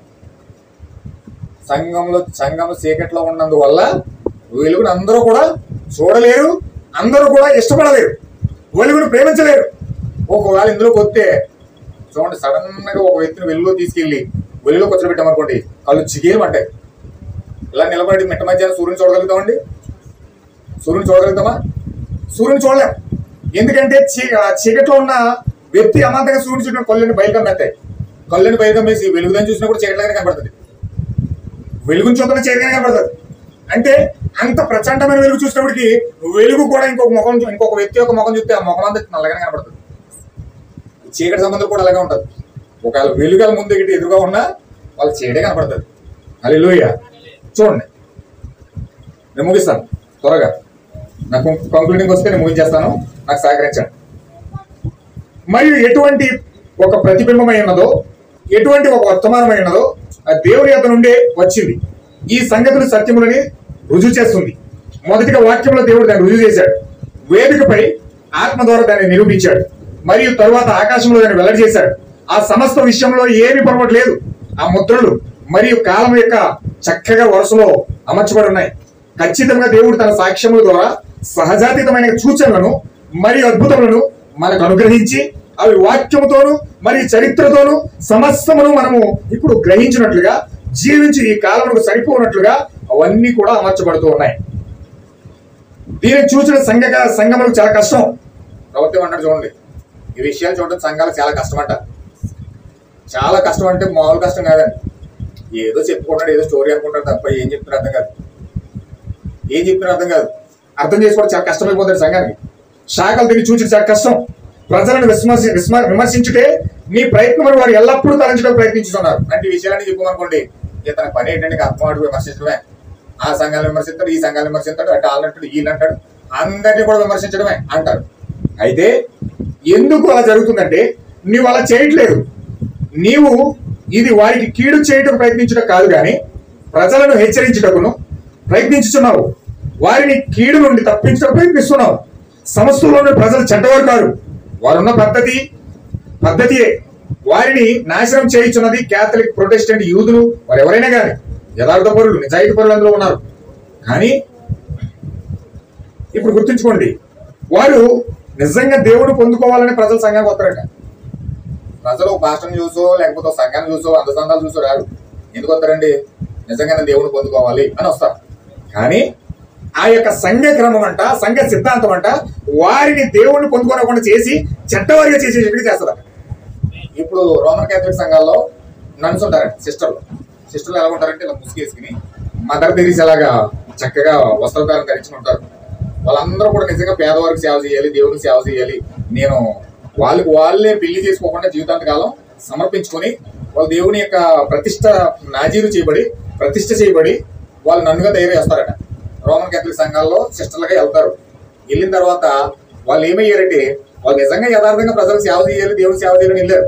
కానీ ఆ రోమన్ క్యాథలిక్ యొక్క సంఘం యొక్క సిద్ధాంతాల్లో వీరిని ఏం చేసినట్టు మొత్తం విశ్వాస భ్రష్టత్వం సంపాదించి వారిని మొత్తం పూర్తిగా ఆ మార్గంలో తప్పిపోయి దేవుని మార్గంలో తప్పిపోయి దెయ్యం యొక్క మార్గంలో పడ్డారు వీళ్ళు. హల్లెలూయా. వాళ్ళు నిజంగా పరిశుద్ధాత్మ పొందుకోవాలి, దేవుడు పొందుకున్న ఆసక్తి కలిగి వచ్చిన వాళ్ళు ఆ సంఘం యొక్క సిద్ధాంతాన్ని బట్టి ఆ సంఘంలో జాయిన్ అయ్యారు కాబట్టి, ఆ సంఘం యొక్క సిద్ధాంతం నేర్చుకున్నారు కాబట్టి దానిని బట్టి వాళ్ళు చెడ్డోళ్ళు అయిపోయారు. పాతాళానికి వాళ్ళు వెళ్ళడానికి సిద్ధంగా ఉన్నారు. ఎందుకు? వాళ్ళు మంచిగా దేవుడు పొందుకుందామని వచ్చారు. కానీ వాళ్ళ సంఘ సిద్ధాంతం ఏం చేసిందంటే తీసుకెళ్లి పాతాళం తీసుకెళ్తారు. ప్రతి వారు అంతే. GDM, Methodist, Catholic, church of Christ, Lutheran, Baptist, A church అయినా ఎనీ చర్చ్ ఎవరైనా సరే వారు చర్చిలో పరిశుద్ధాత్మ పొందుకోవాలి, దేవుడితో సహవాసం చేయాలని వెళ్తారు. కానీ వారి యొక్క సంఘ సిద్ధాంతమే వారిని పాపులుగాను, దేవుని చట్టాన్ని వ్యతిరేకించి, వాక్యాన్ని వ్యతిరేకించి, వారి మానవ సంబంధమైన కార్యాలను ప్రోత్సహించినట్లుగా చేస్తున్నట్లుగా ముందుకెళ్ళిపోయి, దేవుడి వాక్యాన్ని తిరస్కరించినట్లుగా చీకట్లకు వెళ్ళిపోయి, దేవుడు వచ్చి తడితేనే నువ్వు వీళ్ళ తోసేస్తున్నారు, దేవుడు వచ్చి డోరు కొడుతుంటేనే ఆదురుపో అంటున్నారు. అయితే దేవుడిని ఆదురుపో అంటున్నారు, తీసుకెళ్లి చిలువ చేస్తున్నారు, అవసరం చంపేస్తున్నారు, వాళ్ళు పెట్టి కొడుతున్నారు, రకరకాలుగా చేస్తున్నారు. ఈ కార్యాలను ఎందుకు చేస్తున్నారంటే వారి సంఘ సిద్ధాంతం వారిని అలా తయారు చేసింది. హల్లెలూయా. వారి సంఘ సిద్ధాంతమే వారిని హంతకులుగా చేసింది, వారిని అబద్ధికులుగా చేసింది, వారిని మోసగాలుగా చేసింది, వారి దౌర్భాగ్యతనంతో ఉండేట్లుగా చేసింది, వారిని దిగంబరులుగా చేసింది, వారిని భ్రష్టత్వం పొందుకున్నట్లుగా చేసింది. అన్ని విధాల వారు పూర్తిగా వాక్యాన్ని కోల్పోయి పూర్తిగా విశ్వాస భ్రష్టత్వం పొందుకొని క్రీస్తునే సిలివేసే స్థితిలోకి వారి సంఘ సిద్ధాంతం తీసుకెళ్తుంది. ఈయన ఎందుకు విమర్శిస్తున్నాడు సంఘాలని? ఈయన ఎందుకు విమర్శిస్తున్నాడు 10 సార్లు అంటే ఆ సంఘ సిద్ధాంతం నేను పాడు చేస్తుంది కనుక, ఆ సంఘ సిద్ధాంతం నేను నాశనం చేస్తుంది కనుక, ఆ సంఘం సిద్ధాంతం నువ్వు బయటికి రా, నీ ఆత్మను కాపాడుకో. హల్లెలూయా. ఎందుకైనా పని కట్టుకుని చెప్తా ఉన్నాడంటే, ప్రజలను హెచ్చరిస్తున్నాడంటే, ఆ సంస్థలో ఉన్న ప్రజలను బయటికి ఎందుకు పిలుస్తున్నాడంటే నీ ఆత్మను కాపాడడం కోసం, నీ ఆత్మను పరిరక్షించి దేవుని సన్నిధిలో తీసుకెళ్లడం కోసం పదే అరుస్తూ సంఘాలను విమర్శిస్తూ అది తప్పు, అది చేయడం వల్ల నీ ఆత్మ నశించిపోతుంది, నువ్వు పాతాళంలోకి వెళ్ళిపోతున్నావు, నిన్ను సృష్టించిన సృష్టికర్తనే నువ్వు చంపుతున్నావు అని దేవుడు చెప్తా ఉన్నాడు, హెచ్చరిస్తున్నాడు ప్రవక్త ద్వారా. ఏమంటున్నారు? చీకటి సంబంధులు, నీకేం పని పాట లేదు, అర్థమాటుకు విమర్శించడం తప్ప వేరే ఉద్యోగం లేదు నీకు, ఆ సంఘాలు పెడతావు, ఈ సంఘాలు పెడతావు, అట్లు పెడతావు, ఇట్లు పెడతావు, ఈ పని తప్ప వేరే పని లేదు నీకు అని చెప్పడానికి, విమర్శించడానికి వీళ్ళు ప్రయత్నం చేస్తా ఉన్నారంట. హల్లెలూయా. దేవుడు నాకు మహిమ కలుగును గాక. దేవుడు అన్నాడు కూడా గుంపును వాడుకోడు, ప్రతిసారి ఏ గుంపు అయినా కానీ ప్రజల సంస్థగా మారినప్పుడు దేవుడు వారిని విడిచిపెట్టి మరియు ఎన్నడూ కూడా వారు ఎందుకు తిరిగాడట. కాదు లేదో చరిత్రను అనువదిస్తే మనకు అర్థమవుతుంది. ఒక సంఘం సంస్థగా మారిందంటే ఇంకా ఎప్పుడు కూడా సంఘంలో దేవుడు రాడట. ఇప్పుడు రోమన్ కేథలిక్ సంఘం సంస్థగా మారింది, దాన్ని విడిచిపెట్టేసాడు. మళ్ళీ దాని వైపు తొంగ కూడా చూడలేదు దేవుడు. బాప్టిస్ట్ సంఘ శాఖ మారింది, మెథడిస్ట్ సంఘ శాఖ మారింది, పెంతెకోస్తు సంఘ శాఖ మారింది. ఒక డినామినేషన్ ఎప్పుడైతే సంఘం మారిందో ఇంకా దాని వైపు తొంగ కూడా చూడాలి దేవుడు. హల్లెలూయా. నువ్వు కూడా సంస్థ కింద ఉన్నావు అనుకో, నీ వైపు కూడా చూడదు సార్, నీ వైపు కూడా తొంగి చూడదు. నేను డినామినేషన్ సంఘానికి చెందిన దాన్ని, నేను డినామినేషన్ చెందినోడిని, నాకు ఈ సిద్ధాంతమే నచ్చింది, నేను ఇలాగే ఉంటాను, నేను ఎన్ని చెప్పినా మారను, నా తత్వం ఇదే అని నువ్వు మొరేసి కూర్చున్నావు అనుకో, దేవుడు కూడా ఆయన తత్వం కూడా ఆయనే మొరేసి కూర్చొని నీ దగ్గర రాని అంటాడు. హల్లెలూయా. నీకంటే కఠినుడే, నువ్వెంత కఠినంగా ఉంటావు నీకంటే 10 రెట్లు కఠినుడే. హల్లెలూయా. చూడండి, మనం ముగిద్దాం, చివరికి వెళ్తాను. ఇప్పుడు బోర్లు ఇదంతా జీవనం చెప్పుకుంటా పోతే తెల్లవారు ఉంటుంది, చాలా ఉంది. దేవుడు నాకు ఇస్తున్నాడు అని రాసుకొచ్చేస్తే ఇంచుమించి 4-5 పుస్తకాలు 10 పుస్తకాలు అయిపోతుంది. చెప్పడానికి ఏమో గంట 2 గంటలు సరిపోవట్లేదు. హల్లెలూయా. వాళ్ళందరూ ఉంటే నేను సబ్జెక్ట్ చెప్పకపోతేనేమో, మీరు విశ్వాసులు కాబట్టి ఇంకా నేర్చుకునే తత్వం మీరు ఉంది కాబట్టి ప్రయాసపడి విషయాలని చెప్తా ఉన్నాను. ఎందుకంటే మీరు ఈ విషయాలు నేర్చుకుంటే రేపన్నారు మీకు ఖచ్చితంగా ఉపయోగపడతాయి. మీరు ప్రార్థించినప్పుడు, మీరు మోకరించినప్పుడు ఖచ్చితంగా ఏదో ఒక సమయాన్ని దేవుడు పట్టుకుంటాడు. ఖచ్చితంగా భారంగా ప్రార్థన చేస్తారు. దేవుడు మీకు ఇవ్వబడే సమయంలో ఏదో సమయంలో దేవుడు తడతాడని నా యొక్క తాపత్రయంతో చెప్తున్నాడు. హల్లెలూయా. ఎందుకంటే అన్ని సమయాలు మనకి కావు, కొన్ని సమయాలు దేవుడు కూడా ఉంటాయి. ఏదో ఒక సమయంలో నేను అసలు ఊహించలేదు. ఒకనొక రోజు అండి, నేను 2015లో రోడ్డు అంటే వెళ్తున్నప్పుడు, బండి మీద వెళ్తున్నప్పుడు ఏడుతూ వెళ్ళిపోయాను. ఏడుపు వచ్చేది. ఎందుకు ఏడుతున్నా నాకే తెలిసింది కాదు. బండి మీద వెళ్తున్నాను, ఏడుస్తున్నాను. ఏదైనా పని చేసుకుంటే ఏడుస్తున్నాను. ఎందుకు ఏడుస్తున్నా నాకు తెలియదు. అప్పటికే మెసేజ్లు వింటున్నాను, మెసేజ్లు రిపీట్ అవుతా ఉన్నా ఏడుస్తున్నాను, బాధపడుతున్నాను.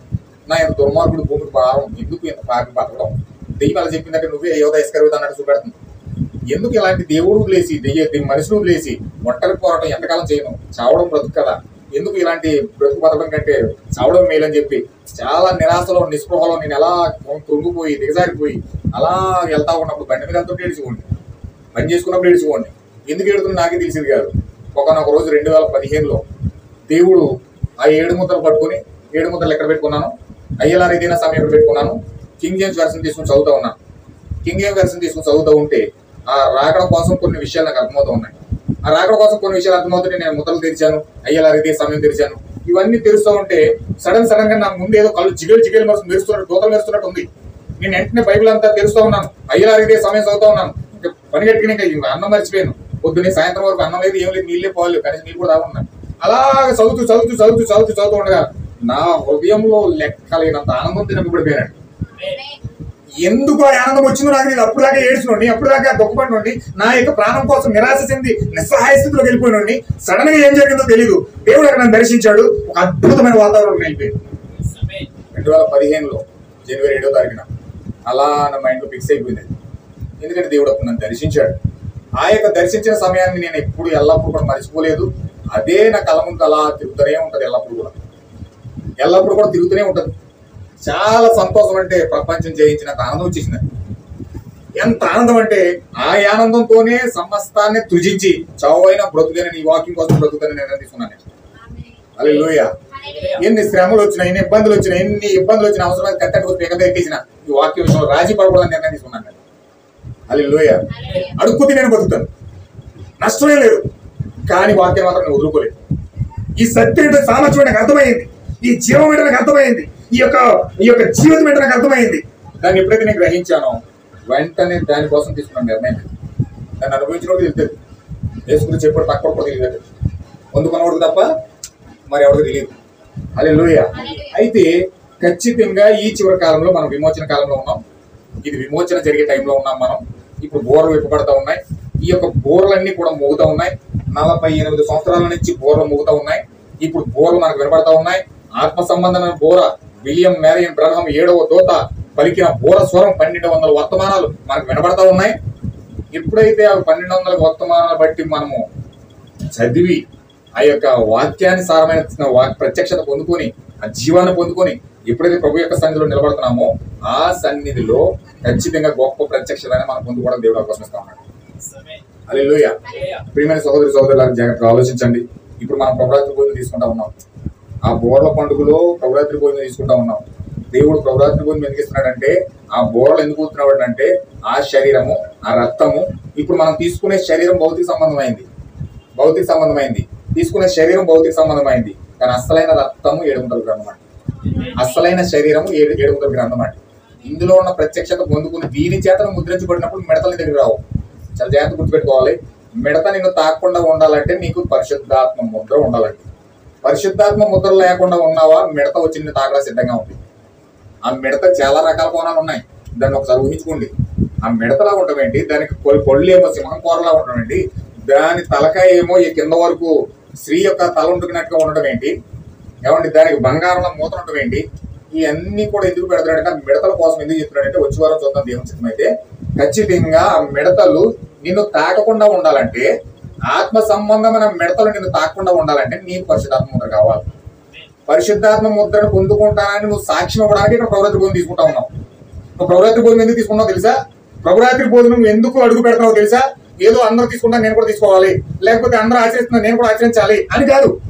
ప్రభురాత్రి భోజనం ఎందుకు దేవుడు తీసుకున్నావు అంటే, ఇది నీకు దేవునికి నీకు ప్రమాణం అనమాట. నేను పరిశుద్ధాత్మ ముద్ర పొందుకుంటాను అని ప్రమాణం. అంటే నువ్వు రొట్టు రసం ఎందుకు తీసుకున్నావు అని వింటున్నారా? రొట్టు రసం ఎందుకు తీసుకున్నారు మీరు?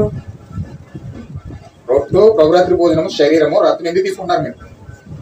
ఎందుకు తీసుకున్నారంటే దేవుడి మీద ప్రమాణం చేశారు. చాలా మంది మాట చెప్తారు కదా, మీ అమ్మ మీద ప్రమాణం చేయి, మీ నాన్న మీద ప్రమాణం చేయి, లేకపోతే ఆకాశం మీద ప్రమాణం చేయి, భూమి మీద ప్రమాణం చేయి, దేవుడి మీద ప్రమాణం చేయి, బైబిల్ మీద ప్రమాణం చేయి అంటారు కదా.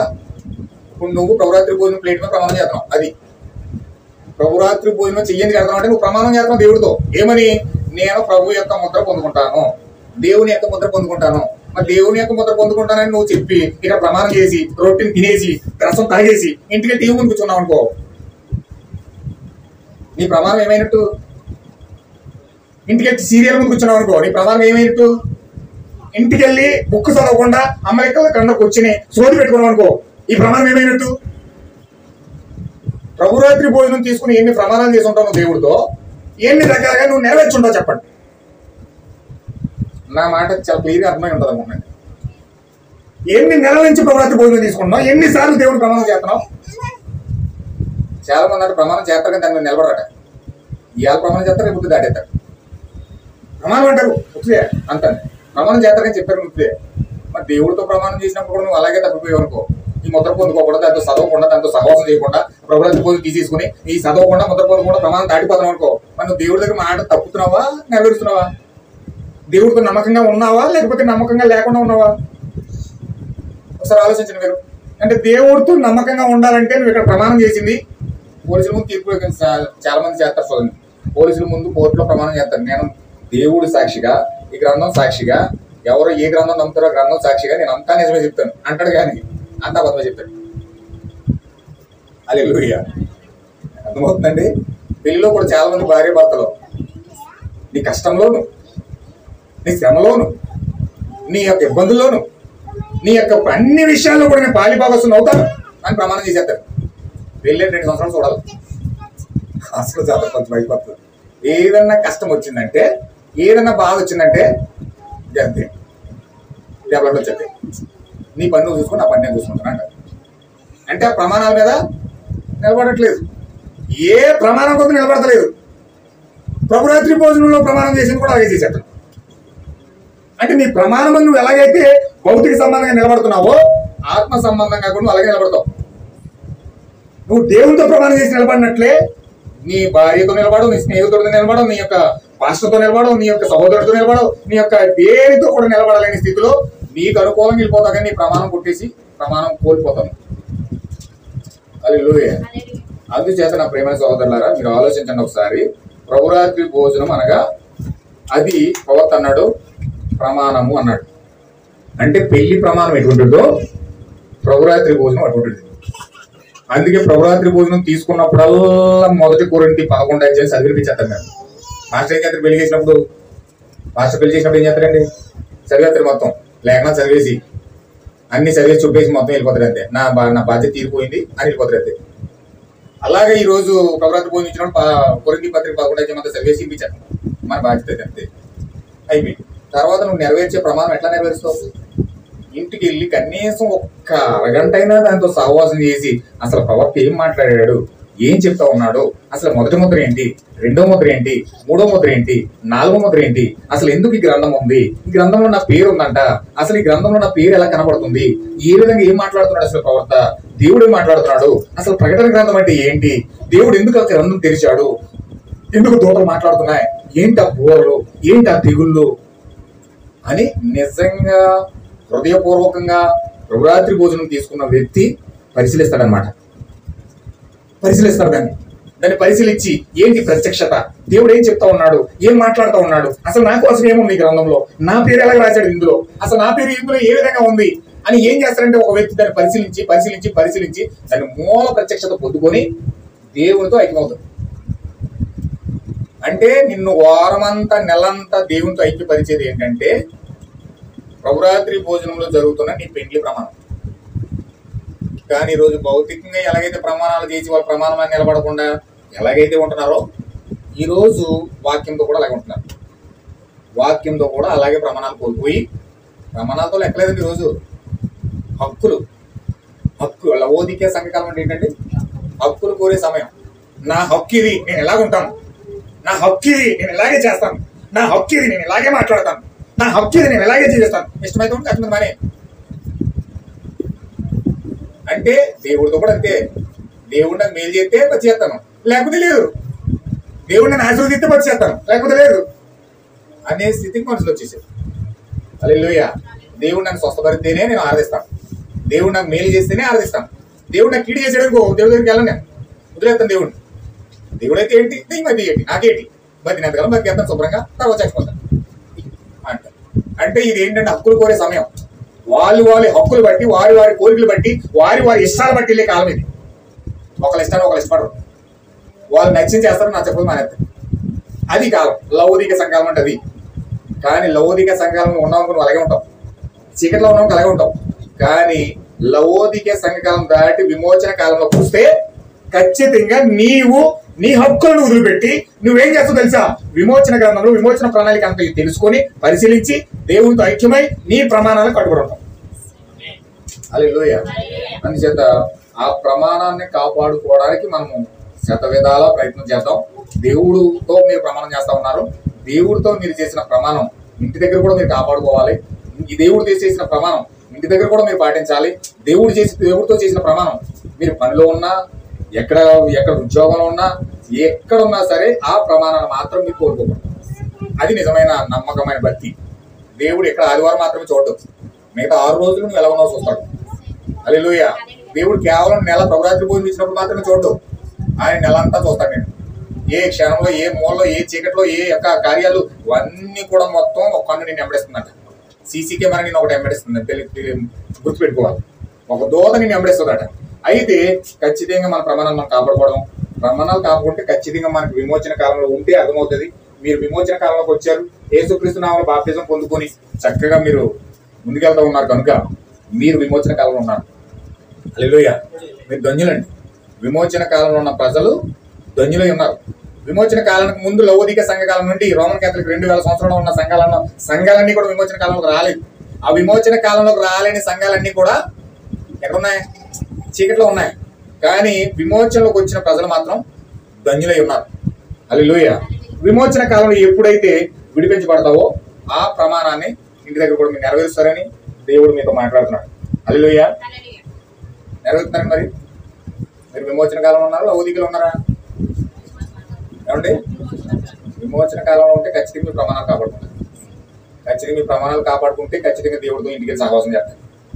లేకపోతే ఇంటి పక్కకి వెళ్ళి ఇంకో అమ్మతోనో కూర్చొని చోటు పెడతారు, ఎక్కలేని మాటని మాట్లాడుకుంటారు.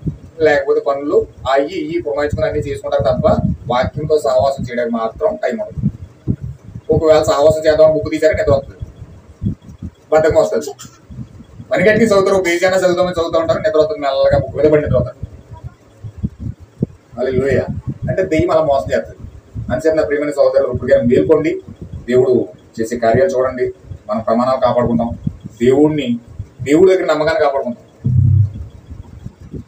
అసలమైన విషయం ఏంటంటే దేవుడి దగ్గర నమ్మకాన్ని కాపాడుకుందాం. మనుషుల దగ్గర నటిస్తారు చాలా మంది భక్తి పరులాగా, చక్కగా చాలా మంచిగా ఉన్నట్లుగా నటించారు. ఎంత నటించినా దేవుడు తెలుసు, ఎవరేంటో ఎవరి హృదయాలు ఏంటో సమస్తమో దేవుడు తెలుసు. దేవుడి దగ్గర నటించలేం కదా. అందుకే మన నమ్మకాలు దేవుడి దగ్గర రుజువు చేసుకోవాలి. మనుషుల దగ్గర ఎంత రుజువు చేసుకున్నా మంచిగా ఉంటే ఒకలాగా, మంచిగా లేకపోతే ఒకలాగా ఉంటారు. కష్టమైతే ఒకలాగా, నష్టమైతే ఒకలాగా ఉంటారు. అవసరం ఉంటే ఒకలాగా, అవసరం లేకపోతే ఒకలాగా ఉంటారు. మనుషుల యొక్క తత్వాలు అయ్యి. కానీ దేవుడి దగ్గర మన నమ్మకాలు రుజువు చేసుకోవాలంటే యథార్థంగా దేవుడు చెప్పిన మాటను బట్టి మనం ముందుకెళ్తే ఆ యొక్క మాటను బట్టి, నమ్మకత్వాన్ని బట్టి దేవుడు మనకు పరిశుద్ధాత్మ ఇస్తాడు. హల్లెలూయా. దేవుడు మనకు పరిశుద్ధాత్మ ఇవ్వాలంటే ఆయన నమ్మాలట. ఆయన నమ్మితేనే పరిశుద్ధాత్మ ఇస్తాడు. కానీ నువ్వు నమ్మకుండా నువ్వు ఇష్టానుసారంగా నువ్వు ఉండిపోయి నీ హక్కులు నువ్వు పాటించుకొని నీకు నచ్చినట్టుగా నువ్వు బ్రతికేసి దేవుడు పరిశుద్ధాత్మ ఇచ్చే ప్రభువా అంటే ఇచ్చేతడా? దేవుడు ఇవ్వలేడు. అందుచేత ఆయన దగ్గర నమ్మకాన్ని కాపాడుకుంటే మనకు పరిశుద్ధాత్మ వస్తుంది. నమ్మకాన్ని కోల్పోయి ఏదో ఇష్టానుసారంగా బ్రతికేసావంటే దేవుడు నిన్ను నమ్మలేడు, నీ పరిశుద్ధాత్మ ఇవ్వలేడు. నువ్వు ఖచ్చితంగా ఆ పరిశుద్ధాత్మ లేకపోతే మిడత వస్తుంది, పెద్ద కోట ఎత్తది, తేలి కుట్టినట్టుగా చచ్చిన చెమలో తయారవుతావు. చచ్చిపోదామంటే కూడా అనుకుంటావు కానీ సావనవాడు. మరణం ఎదుగుతావు కానీ నీకు మరణం దొరకదు. ఎట్టి పారిపోదామని చూస్తావు. నీకు రాయి కాపాడని రాయి దగ్గరికి వెళ్తే రాయి పారిపోద్దట. మరణమా నువ్వు నన్ను మింగేయని మరణం దగ్గరికి వెళ్తే మరణమే పారిపోద్దట. అంటే ఇలాంటి భయంకరమైన చావు వెతకడానికి ప్రయత్నం చేస్తావు కానీ ఆ చావే నేను కూర్చి పారిపోతుంది. అలాంటి స్థితిలో కండిషన్లో దేవుడు తీసుకెళ్తాడు. పరిశుద్ధాత్మ లేకపోతే మిడత వస్తే. అయితే పరిశుద్ధాత్మ రావాలంటే దేవుడి దగ్గర నమ్మకాన్ని కాపాడుకోవాలి. నమ్మకాన్ని కాపాడుకోవాలంటే ఇక్కడ ప్రమాణం బట్టి మనం జీవించాలి. ప్రమాణం బట్టి మనం నడిస్తేనే దేవుడు పరిశుద్ధాత్మ ఇస్తాడు. హల్లెలూయా. అందుచేత ఖచ్చితంగా మనం ప్రమాణాలను కాపాడుకుందాం. దేవుడు మనం దీవించిన గాక. ప్రార్థన చేద్దాం. అందరూ కూడా చిన్న మోకరించి ప్రార్థన చేయండి.